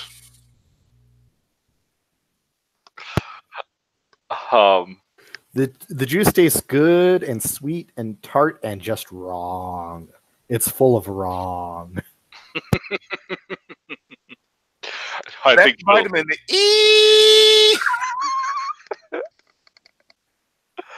I think he'll like chug back the juice. Just like he doesn't care what it tastes like because he knows it's better than what it tastes like in there right now. I think he just like slams down whatever cup you gave him and gives like this long sort of like sort of breathe out sigh, and he'll like collapse down and put a hand on your shoulder, just sort of like support. But then like he doesn't take it away; it sort of stays there and like moves to the back of your neck. Oh, that totally sounds like it turned someone on. Oh dear. Been real nice to him. He's had a rough evening. That is. Oh, I'm way hot. That's an 11. Hot. So you get a string on Manabu, and Manabu chooses a reaction. If only he did not vomit on me before, this would have been a lot easier. I think I'm just going to have to promise to basically. I think Manabu like feels the weight on his shoulder, feels it sort of going to his neck, and he'll reach up and put his hand on yours. Like in this pantheon, remember, I may be inhabited by a goddess of madness, but I'm a good listener. I'll always be here for you, and if you have problems from your human side, problems from the divine side, I'll listen. Yeah, look, maybe you could show me around the Pantheon building. I mean, what if I'm going to be stuck here? I should at least know my way around, and be nice to have a pleasant tour guide. Yeah, it'll give you some time to think about what you want to do with your band. Might want to bring them along. Oh, fuck, I just met these guys here. Oh my god, my life is so entirely fucked. Yes, it is like looking into a mirror again. Come on, I'll show you Anari's place. The foxes will let us in. It's beautiful. So I think we're going to skip ahead into to the point that you get back to the party. Jupiter, was there anything specifically you wanted to do, or any conversations you wanted to have before they got back?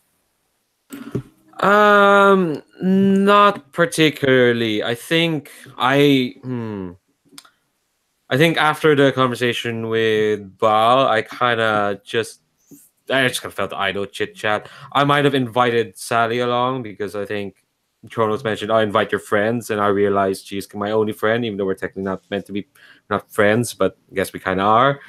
So I think I invited her along, and after I talked to Baal, I kind of went up to her and kind of like, well, lucky you. The one time I bring you to a Pantheon thing, you get to see two new gods, eh? Yeah, actually, I want to add a detail which I didn't think of until after I asked the question. When you leave the table, Anansi grabs your arm, and he speaks. I didn't ask for this. I didn't want to do this to all these innocent kids. But they're my friends now. Even if I know what I have to do in the end. Even if I have no choice. And then he lets go. I pat Anansi, it's kind of like, that's a fucked up way to make friends. And then I leave leave to find Sally. Yes, and then you can find Sally. She's like, yeah. Holy shit, that was amazing! I can look at her like, Kronos swallowed a dude. You do realize that he's Kronos. At least he didn't castrate his father while he was penetrating his mother, so that they couldn't give any more birth, because that is the fucking myth. But oh my god, like what was that blackness? It just like it was there and then it wasn't, and then oh, that was like that made my year. Wow. And that seeing that, what, not the show. What do you think of the show? Oh, I mean, it was mythical. I mean, god damn it. I mean, I'm curious what it means about our culture that there's now a god of giant robot bugs. I'm going to have to ask what the fuck that's about. Do you want to talk to him? Yeah, I tried to. He just nodded and posed. I think he thought he was saying something, but I couldn't hear anything through that helmet. Oh God! Yes, I just Power Rangered this. God damn, it's Super Sentai. It's not even a musical genre. Anyway. I think I kind of look around. What's Hephaestus doing right now? He's chatting it up with Coyote. You're not sure how they're having a conversation, but that's what it looks like. Yeah, I see that. I kind of shudder a bit. I'm kind of like, well, we're seeing more of him. I think we're nearly up to a full pantheon. I'm glad to see you're enjoying yourself at least, Sally. Don't take you anywhere nice. Thank you so much for inviting me. She gives you a big hug, and you feel like she's about to kiss your cheek, but then just like brushes right past. Oh, I felt that. And then I think I flash back to last session when Anansi was babbling about someone saying about college year, and I kind of like Jupiter has that realization, and kind of like, oh shit, oh shit. How does Jupiter respond? I think when she hugs, Jupiter gives up a weird high-pitched giggle, just kind of like at the realization, kind of like, oh no, no worries, Sally, no worries. I'm just like. I think as you're muttering, that's when Manabu and Uther come in. Yeah, I think I'm muttering, kind of I'm kind of trying to pull Sally away. It's like, I'm just glad you're here. And then I see the two of them, kind of like, well, if you want to talk to Festus, you want to get this inside scoop, the big scoop on the new guy. Yes. Oh my God, yes. Or I guess I should say, oh my God, yes. Fuck yes. I think Jupiter's smiling that. All right, cool. I'm just gonna have to. Oh shit! I have to talk to him. Just be back in a second. And then I kind of walk up towards the two of them, and I'm kind of like, oh. So, Manabu, how's the newest member of our little group, our little club doing?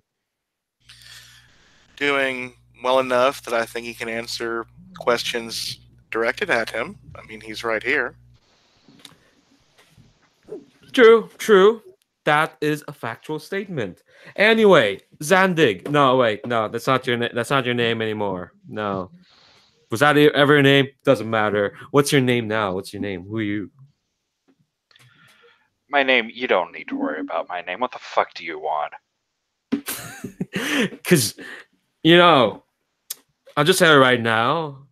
I may look like an idiot, but I know quite a lot. Like me and Sally, we know quite a lot about Pantheon and whatnot. And the thing is, you're one of us now.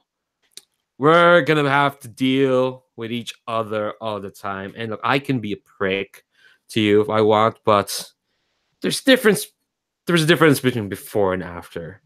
And I don't know. You're in this now, and you're not gonna get much help by being a belligerent ass. Which I'm assuming you know all about, dear Jupiter. Shut someone down. Okay, can I tag uncaring or hopeless for this? Definitely uncaring.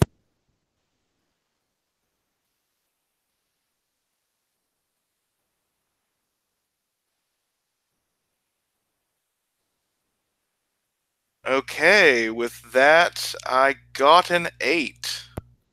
All right. So I get to choose, and you know what? Jupiter's been fashionable this entire time. I think it's time to do something about that. I think Jupiter is now a douche. Well, she's always been a douche. I think conditionally she's a douche.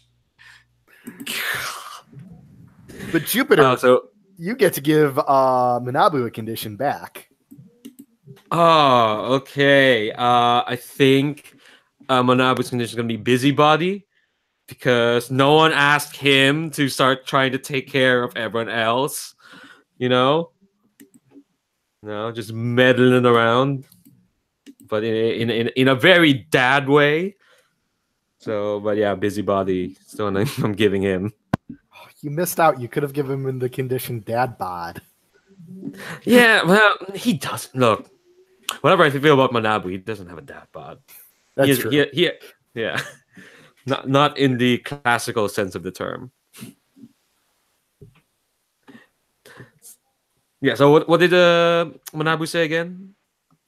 Something you know very well about. Basically, just claiming that you are as bad as you are saying you are. Well, that's look. I'm not being bad. I'm just being honest. You know. Look. You. Just tell me your name so I don't have to call you Zandig. Other, I think. Other? Odor. Oh, it's real confusing. Other. Look. The thing is, I think you're the same as me, in the sense that we just want to tell everyone else what we see is the truth.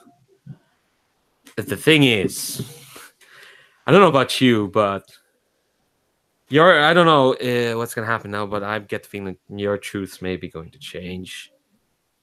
You get to see what it's like on the other side now. And I don't know, once you have all this godly power, I don't know what you're going to do with it, given that you not like what we do. Yeah, I don't know. Vicky, was it? I do have a message to share with people. It's about art, it's about inspiration, it's about shit you wouldn't understand because it's not just standing in front of 13 speakers turned up to 11 and pretending that that's, I don't know, music, creativity, just swaying and sort of lazily shouting at people. So you go on, you do whatever fucking nonsense you do in front of people, and just try not to get in my way too much, all right? That is absolutely a shut someone down. Oh, everyone's out against Jupiter tonight. What's up with that? What did she ever do? Yeah, she's just trying to tell people what they should hear about. It may be harder for the newbie to tear into her than that, though, because that's a 3. Ooh, well, the good news is XP. Hey. And I get to make a move, and I absolutely know which move, what I'm going to do with it, even if I don't know which one it. Even if I don't know how it goes with the MC moves, because I don't fucking care. Sally is going to burst into the conversation now. She's like, Uther, and she pronounces it immaculately. You could tell it resonates in your soul that she had the perfect pronunciation. Oh, that's how you say it. I have like a million questions. And that sounds like an exaggeration, but it's probably not. I know this is a really like busy, confusing time, but like while it's still fresh in your mind, what was that like? It was like, okay, I want you to imagine, have you ever been just like drunk and sort of swaying to the music at a party, and then She's blushing, by the way, right now. and you're like feeling it and things are really running through you, and then like an old man with horrible fish breath eats you and then vomits you through a vortex of infinite sadness. She's not blushing anymore.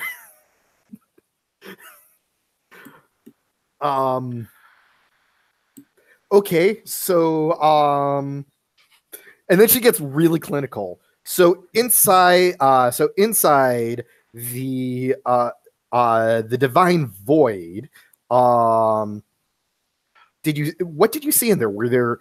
Was it just you and Uther? Were there other gods in there? Was it just blackness? Were you conscious?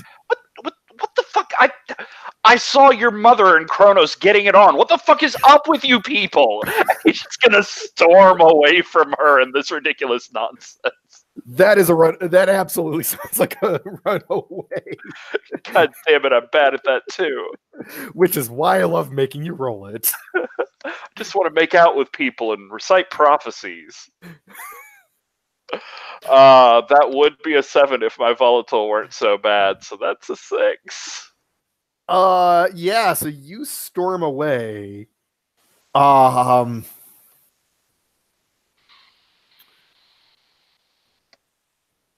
storm away, but oh fuck, I'm gonna do it. We're gonna do New Year's right. You trigger your darkest self. Why don't you read what that's like? So, let's see. You're sick of mortal life. You want to be more, better, just different.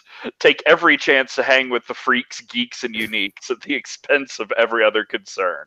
Road trips to hell, spiral staircases to the gods, it's all in your grasp. Let your boring, mundane duties rot and encourage your friends to leave theirs behind too. Escape your darkest self when you're put in life-threatening danger by your pursuits, or you realize the harm you've dealt by ignoring your problems. I'm evil.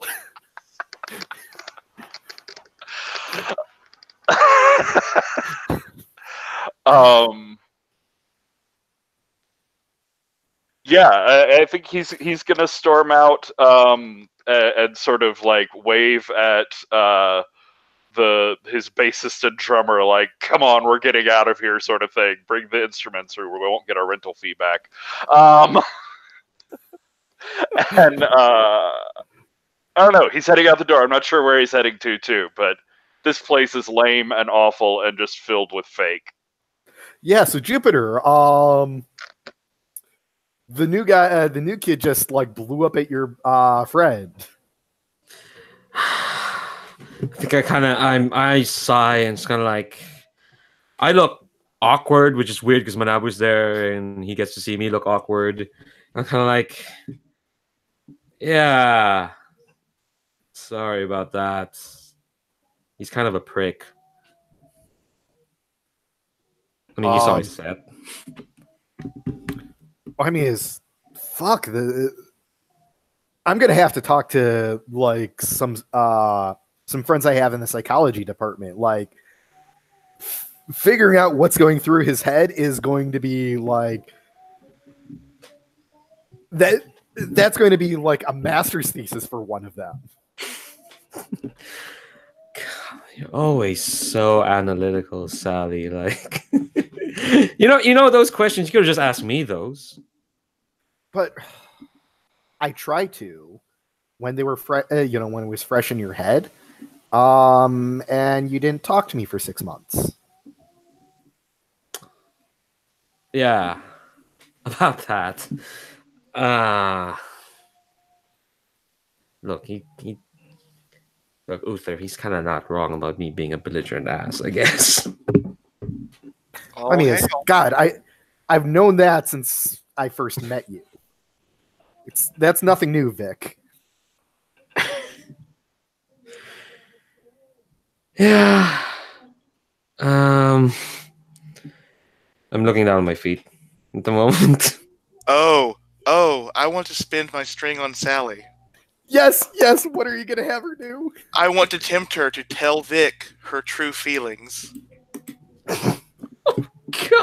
Yeah. So I think Sally like places her hand gently like across your jaw, and like lifts your head up and says, "Look,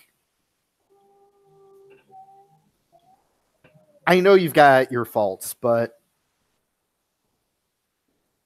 love is what happens when you see those things and it just doesn't matter." And she leans in and kisses you.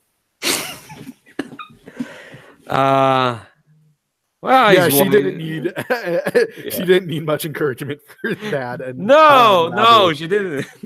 I think my eyes widen, and then I kind of relax. Just kind of let her take the lead, so to speak. And then I think Manabu, oh, go on. sorry. Go on. Like as the kiss is going on, Manabu starts the stereotypical slow clap. Oh. You know what? That is a true bastard move. I have to call that a shut someone down. I'm gonna let you. No, I think you're shutting down Sally. That is vicious, man. Oh, but I was meaning it nicely. But okay.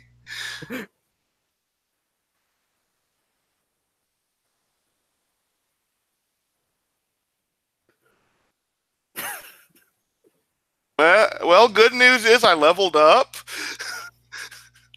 I got a 4. That was Snake Eyes.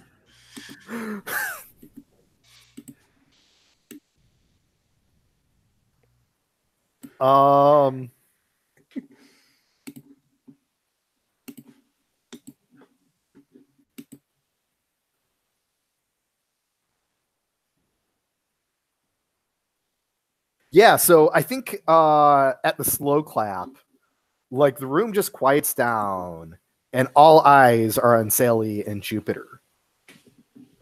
And from his table, Anansi just gets up and just like looks pissed and strides towards Sally, pushes her down, and starts punching her. No, she's mine. And just smack after smack after smack. Hell no. I'm right. I'm gonna emit a lightning bolt into his face. So that sounds like a miracle. Unless you're lashing out physically. Yeah, I think it's less of a lightning bolt and more like just okay, I'm just gonna punch him, I guess. I mean, it's actually so you can just use the basic moves and use miracles as flavor and just use it as a basic move. Yeah, that was what I was thinking. Yeah, but you could also just be like bolts of lightning, very, very frightening. Yeah, yeah. I think I'll lash out. Lash out. Yep. And that's an 8. Okay. You choose one. The MC. Oh, you know what? No, I don't want to. Actually, no. Yeah, I'll let you decide how bad the harm turns out. Okay. Oh, I feel like I just made a deal with the devil. Oh, maybe I shouldn't have done that. Oh no. So Anansi's been burned to a crisp.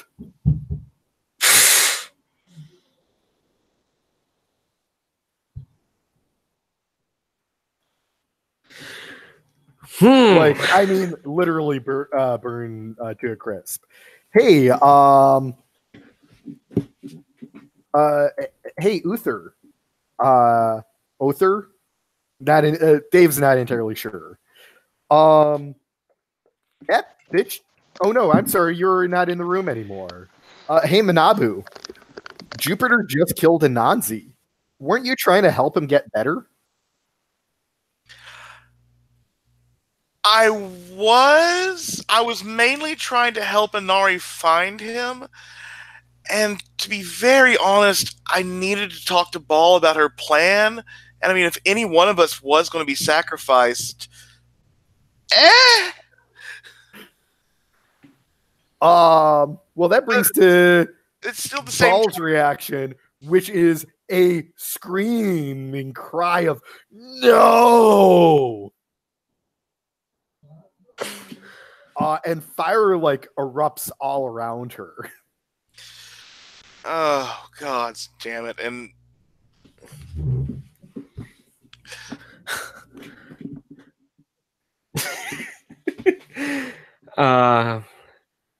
Jupiter's just staring at whatever's left of Anansi.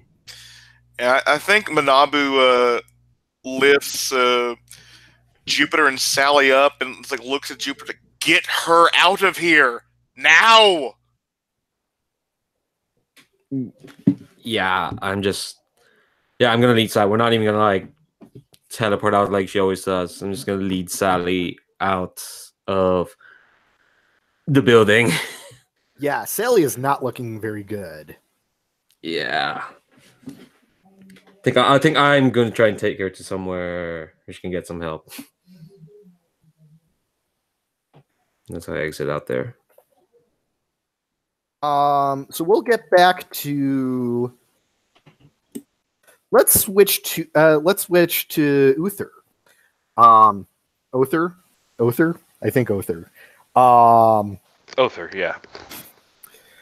So you're leaving the building and you hear a thunder crack. I'm not even sure if you give a fuck. But where are you taking the guys? The guys were like, "Hey, that party was fucking bomb," but they're not going to say no to you, right? Right now, I mean, you were the talent, and now you're the fucking god. Yeah, they don't want to get on your bad side right now. So I think what I'm doing is I'm sweeping outside, and like I just want to get the fuck away from here because this place is awful, these people are awful, and now I'm trapped with them, and this is some sort of hell.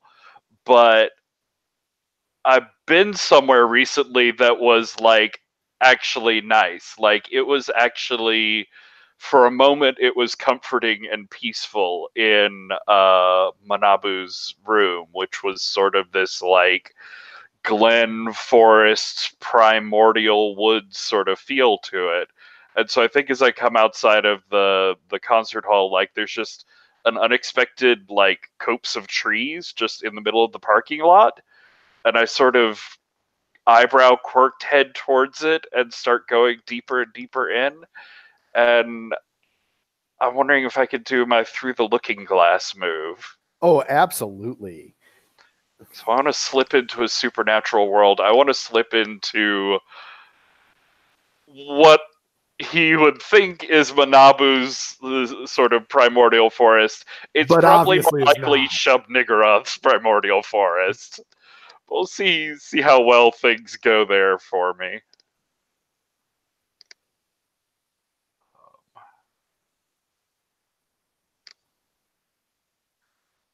Oh, it's actually a 10. You can get by reasonably well there and can make your way back easily. Yeah, so you make your way back to the car, but all the way you're thinking of just that nice, homey, dark forest. And you didn't think that you would hear songbirds chirping this time of year. Or the scent of roast pig. Or, hey, you don't recognize those flowers, and wasn't it like 11 p.m.? Why is it kind of like, why is there sunlight coming through, like sparkling through the canopy of the trees? He's like blinking and sort of holding his hand up in front of his eyes and like moving forward into what this place is.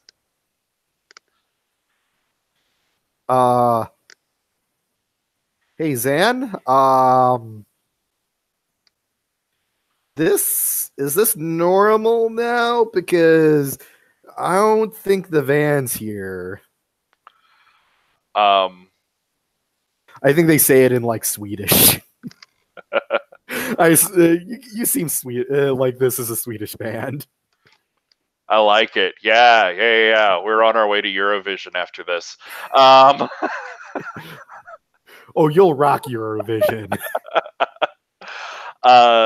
So I think Other like doesn't say anything. He turns back to look at him, and his eyes have gone that like completely white again, and the red tears just start leaking down again from them as he says, "Yes, this is where we need to be." Okay. We're here to see and learn. Okay.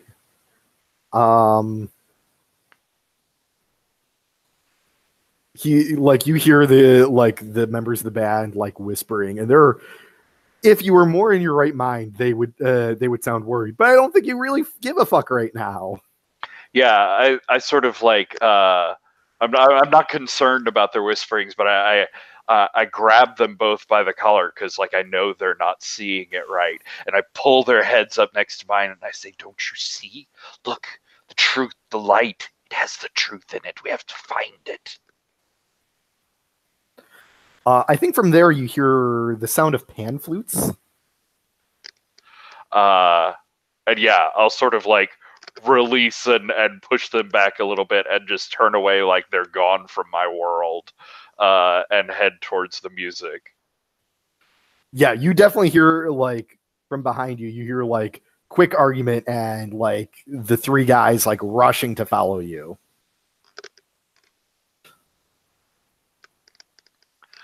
I'm not sure exactly what I'm going for here. I think it would be interesting to like learn something of Manabu, or Shub-Niggurath, like something about them in here. I'm down with that. Yeah, so I was actually making it. I didn't think that you landed in their realm. I think you landed in the fairy realm.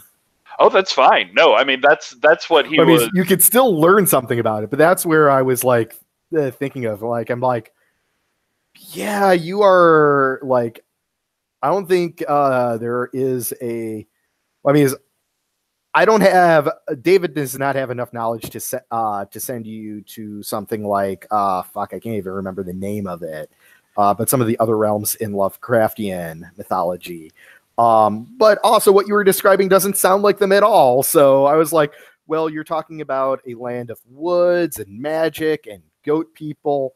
Oh, yeah, hey, cool. That's totally the fairy realm. No, I'm fine with misconceptions.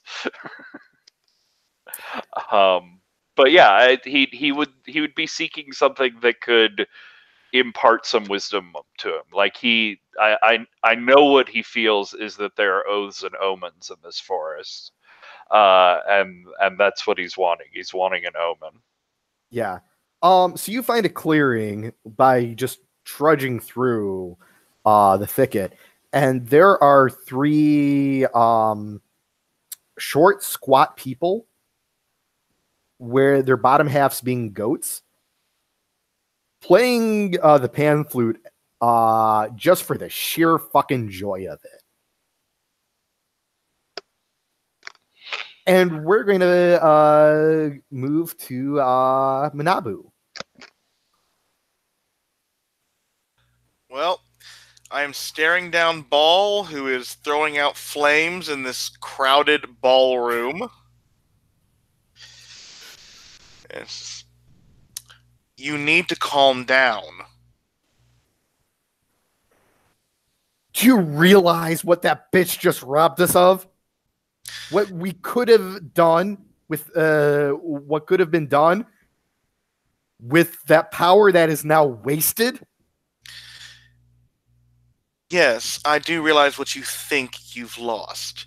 We've lost a family member, and now it is time to, if not mourn, not make more deaths. Quit your flames. With a wave of her hand, all the flames except for the ones on her disappear. That's better. Now, you say that we've lost a grand power. What do you think one of us is worth in your wonderful calculus of our lives? Did you just miss the ability to cure AIDS? Did you just miss the ability to get rid of leprosy for good? Actually get rid of smallpox? What we lost was a life, and you're thinking of us in terms of meat and produce. Wow. Shutting someone down again.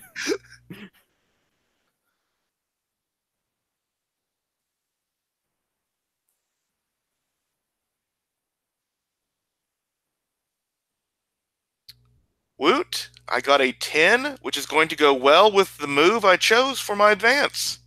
I chose Ice Cold from the Vampire. Oh, fuck. I get 2 choices when I shut someone Okay. down. I am going to give Ball the condition. Ooh. I don't want to do fascist. That's too, I think something like sociopath or psychopath. Just how willing she was to just sacrifice us. Yeah, she seems a little psychopathic right now. And I will gain a string on her because I assume she has none on me. I don't believe she does. Okay.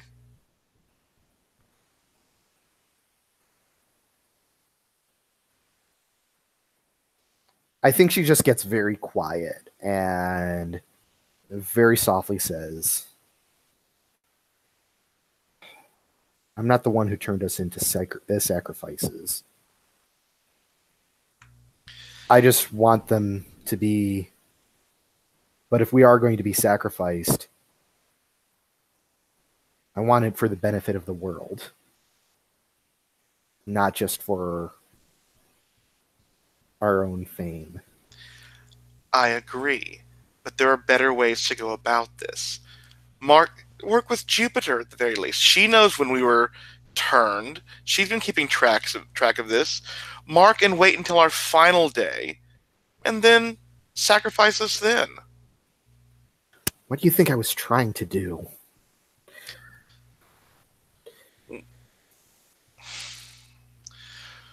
Well, whatever it is, and I assume there are lots of people staring at us now. Yeah, the ones who haven't run away, yes. Whatever it is, I think we're going to need some privacy in this. So, if you'll excuse me, Ich, ni, san, shi. And I'm going to use my madness purview to make every mortal forget what they saw about Anansi's death. Okay. Choose 2 options. Oh joy. Oh joy.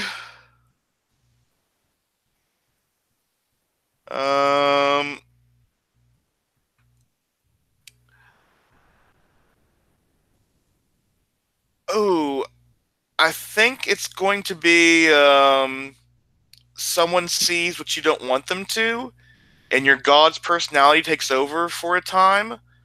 But like, I'm going to play this out as a bit of a scene. Like, again, the pupils turn to like the sideways caprine eyes. The green glows a bit more queerly in Manabu's eyes, and he begins almost like it looks like in like the old PlayStation 1 or 2, like he'd be glitching but almost gliding on the ground, but it looks like he almost dips in it every now and again, like it's made of water. And he gets up close to Jupiter and just begins like not Jupiter, Ball, and begins whispering in her ear. It's like, but think, if there's power in us, is there not power in what can be done with us? Power in, and I think he's trying, like, what he doesn't want her to, he didn't want anyone else to know, but now is doing with Ball, is that he's more into her ideas than he let on. He really wants this to work because at the very least this would be something he could do with his life. But that he whispers like his own willing madness to be sacrificed in her ear. Yeah, and you see the like you literally see like the flames ignite in her eyes hearing this. And then he like sort of trails his hand down, like grips her shoulders. Somehow he's behind her, even though he was in front of her just a moment ago. Like perceptions are just like, Euclidean geometry has gone out the window for the moment. And he just was like, but we need to make sure that those who would stop this, who would make this unimportant, who would make us just flashy stars, go out first. What about? Yeah, you're totally turning her on right now. And I think like the turn on phrase is just like whispering in her ear. What about hysteria? Oh fuck! Yes, turn her on.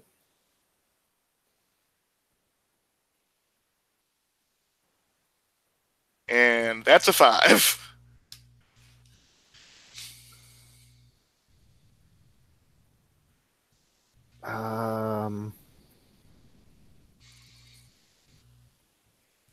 Yeah, both of you are taking 2 harm. Oh dear. No one else is in the room, but let me tell you, it hurts when a giant robot hand erupts from underground to uppercut you both.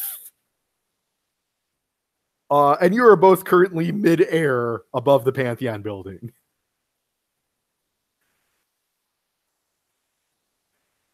Oh, that culturally appropriative motherfucker. You don't know what ethnicity he is under the mask. Yes, but I'm from Tumblr, and I assume. But yes, coming out of the Pantheon building with you is the giant fucking robot. Oh, are we near some trees? With you could easily be.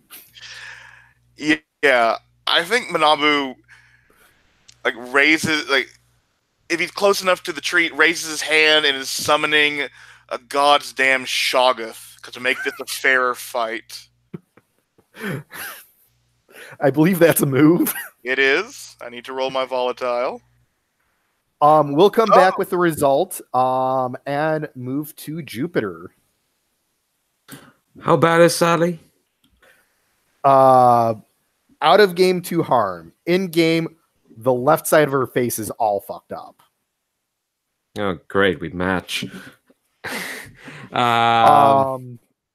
Like, you're not sure how bad it's going to be, but you have some supernatural protection for when you take 2 harm. She doesn't. No, and I think that I'm kind of... She's still conscious, right? Mostly, you think she's concussed. Oh shit. I think I'm panicking. I'm kind of like I think I'm carrying her at this point towards probably a hospital. Like I'm freaking out. I have no idea what to do. So I'm just kind of like God. And yeah, I'm like Jupiter's at a loss. Like she's she she's kind of thinking fucking miracles. Like no, I can't. Like I can't. As she's taken to the hospital, it's kind of like I can't. I can make pretty lights. That's all. Fuck. And yeah, she's gonna take her to the hospital and kind of like just check her in there. It's kind of you know what it is. If it's late at night, you check someone in the hospital. It's sad and miserable. Yeah, they're like, oh crap, another domestic abuse case, and then someone recognizes who you are, and everything is now rushed. Yeah, I'm kind of like, no, take care of this, please. And yeah, you also notice, like, as as she's being taken away, well, she's actually insisting that you come with her, but you're noticing what you assume is an abnormal number of police officers from the hospital following you. I'm gonna ignore them and do what she says. So yeah, they're checking her vitals, making sure she's okay. You get the impression, like, after about 3 minutes of a nurse looking at her, that there is no longer much of a urgency among the medical staff. I think I don't have any quips. I just kind of sigh and just like, okay, cool, that's cool. And I kind of just collapse on the seat next to her, and kind of like putting my head in my hands. I'm close to weeping, but I'm not yet there.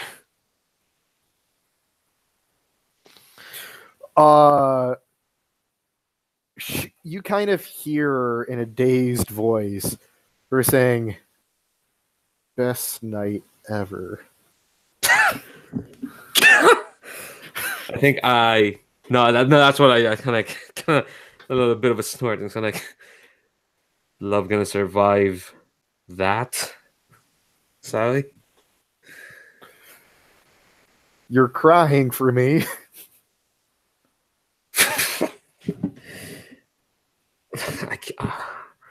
I keep telling them, I keep telling you, I'm just being honest. And this is me being honest. You know those 6 months I just stopped talking to you? That was just, it's not an excuse. It's just me being honest. I was enjoying myself and enjoying or running. I can do two things at the same time. It's fun to run away. It's fun to imagine you can do whatever you want. You know? I'm sorry I left you behind. I'm sorry. Vic, you didn't need to be a god to do whatever the fuck you wanted.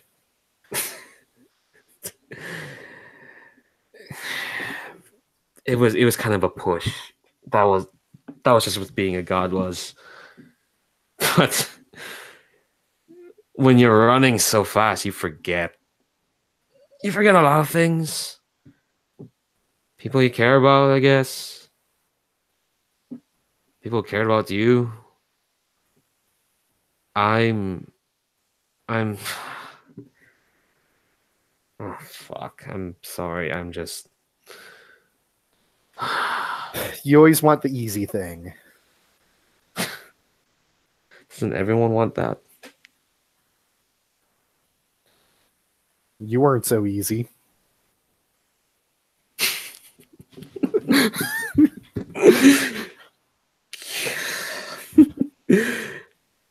I don't deserve you. Well, too fucking bad. I'm gonna cut the scene at that. Yes. So you have 3 very nervous bandmates behind you who've ditched most of your gear, and 3 hedonistic goat people rocking out with their cocks out, and they don't give a fuck. All right. Do they at least have some good booze? Do you ask them? Hey, man, if it's going to be that sort of party, I'm going to need something to drink. They stop playing. Sure, of course we have plenty to drink. Oh, thank God. I thought you were going to be really boring for a minute. Oh no, here, drink this. And they hand you like a wooden little bowl filled with a clear liquid. All right, yeah, sure. He'll throw it back. They offer them to your bandmates, and they're not sure what to do. I give him the eye, like, be cool, man. These are my satyr friends. So yeah, they'll also drink then. You really like these satyrs now. No, I dig that. What was that you're doing with the flute earlier? And he just like reaches behind his back, and there's just his guitar there, like his electric guitar is just somehow there under the fur. And he pulls it forward and like starts trying to figure out like a riff of what they're doing on the pan flute. Oh yeah, they're totally into that. And yeah, they keep giving you bowls of this liquid that you don't feel drunk, but you feel something. I feel happy and at peace and not thinking about all that fucked up bullshit in that stupid building back there. Probably wasn't even real. I'm probably just blitzed on a floor somewhere. That's probably it. That makes more sense. Yeah, and it doesn't even sound so outrageous when they say, why don't we roast you over the fire? I mean, that's just what like nice guests do for their hosts, right? You are so thoughtful. I've been drinking a lot tonight. You know, I haven't had anything to eat since before the whole festival started. That would probably really help. Yeah, I know, and you're probably going to be really tasty too.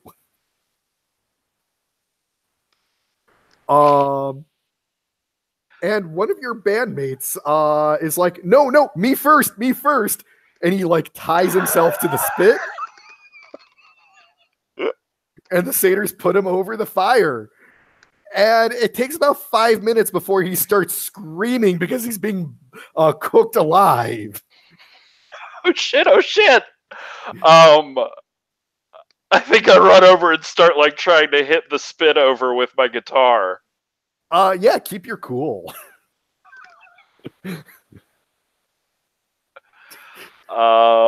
Let's see. I am not particularly cold, I don't think. Nope, not. Okay, let's see how this go. Oh, well, that's 10 still. Okay. So you get to ask a question about the situation.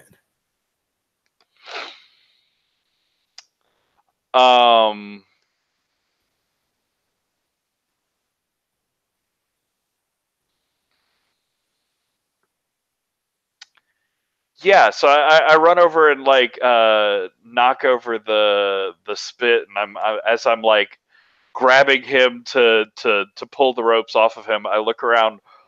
What can I steal from these guys that looks really like cool and stealable? It means nothing will go wrong if you steal that golden that golden fur that one is wearing. Perfect. So yeah, I get like my bandmate like half untied before the golden fur catches my eye. Oh, he's got really fucking bad burns. And I just say, that's why we're here. And I reach out and touch it and snap my fingers. Okay. So what exactly is this miracle doing? Well, obviously this vision quest is over. I found the golden fleece at the end, and now all of us need to go back and, well, I mean, probably find some burn cream somewhere, and it looks like Sam's going to need a lot more alcohol. But yeah, I'm basically just trying to get all of us out of here and also grab that golden fleece. Okay. So choose 2.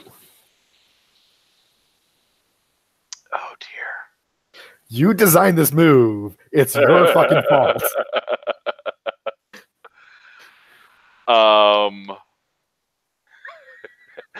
was tormented with it enough times. I'm definitely choosing it takes on a life of its own. Nothing can go wrong with a permanent portal to the fairy realm. Nope, not even at all.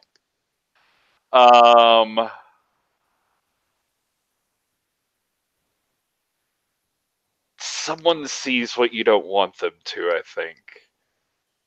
I think maybe someone sees us come stumbling out and, like, bandmate obviously half burned sort of thing. I know exactly where you're going to come out. Nice. Manabu, you're currently in midair, watching a giant mecha coming out of the ground, and Ball also falling towards the ground. I think Manabu is his eyes, well, her eyes flash an emerald green. One of the trees, like the trees, start like moving and shaping and shaking, like something big is coming out of them, and a huge gelatinous Shoggoth storms out from the trees and is a palanquin to both Manabu and Ball, catching them in midair. And Manabu stands atop the Shoggoth and like points directly at the gigantic robot, like any popular character in a shonen anime, and it's like, I brought a kaiju to this fucking mecha fight. Oh, god damn. Yeah. So unfortunately, that's probably exactly what what Hephaestus was looking for. Are you attacking the kaiju, or are you trying to get away? Oh. Or are you trying to do something else? I think, if possible, I might want this Shoggoth to help me put on a very maddening performance. One that grants me permanent control over that mecha. Or is that more? That is definitely outside of the realm, because that mecha is a miracle. Okay. You can fuck with miracles, but you can't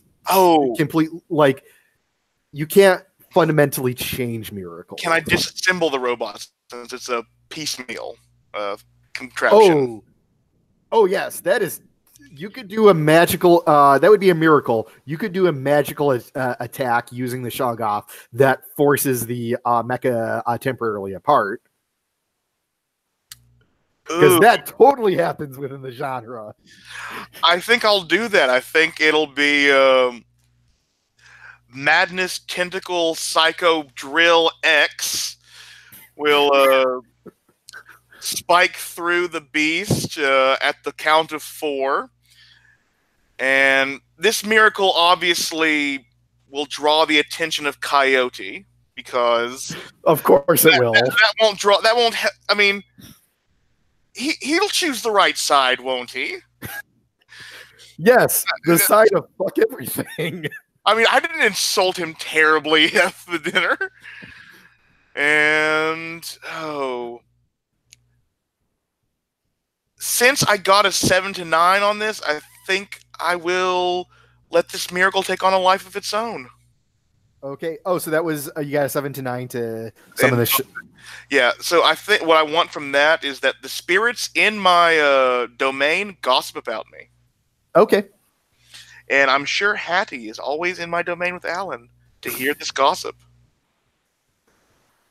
So yeah, the mecha breaks apart into 7 different bug robots that are now swarming on your Shoggoth.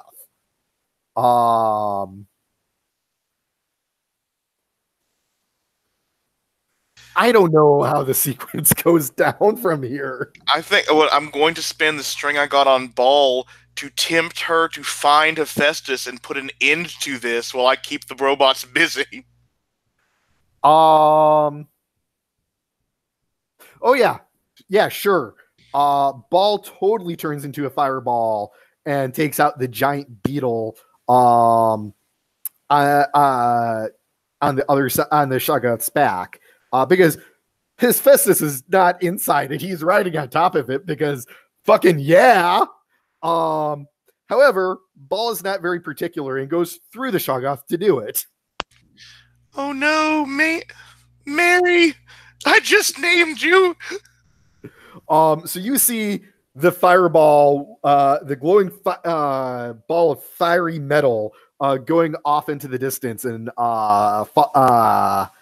falling down over the horizon. I think like this catharsis releases Manabu from Shub's control, if that's okay. Like this violent disruption of the natural world. Yeah, I think the other robots are going to flee in support of Hephaestus because you don't abandon your teammate, especially the team leader, right? Yeah, you've got to regroup, and I mean, the monster's down for the count right now. This is just part of Act 2. Yeah, and you have to come back with a cooler, bigger mech later. Yeah, and so I think like the Shoggoth will start wisping out of existence, and Manabu starts drifting down lower and lower, and takes a step on the earth and just collapses down there, winded, grabbing his ribs, just like, oh, so many bad ideas, so fast, can't keep up with them. So Jupiter, you just heard the line, well, you weren't so easy to get. And then space kind of opens up and Uther falls down clutching this new shiny golden fur that seems awfully familiar. And then three other bandmates follow, one covered in horrible burns. And you hear the distinct sound of band music, of pan flute music. By the way, I think that counts as triggering the release of your darkest self. When you are put in life-threatening danger by your pursuit or realization that the harm you've dealt by ignoring your problems. Yeah. I think especially as maybe like I imagine at some point nurses are going to start rushing in. Try armed security guards, which it's really odd that police officers, armed police officers. It's really odd that police officers in England actually have firearms, which they're currently have drawn and in pointing at, let's just say, everyone in the room. And we're gonna cut it at there because it's 11 o'clock. I think just as they burst in and everyone's staring and turning and like very tense, I just turned to Jupiter and say, "Hey, Vicky." Fuck's sake. Oh, I will say, it's not going to take Vicky. It's not going to take Sally or Jupiter long to realize that yes, that's the fucking Golden Fleece, the fucking Aegis. Christ. Oh my god. Wow. That was awesome. Patrick, Oh, yeah. I hope that was everything you wanted to play. Finally getting to be a player in this game. I'm going to cut the broadcast so we can gush about how things went.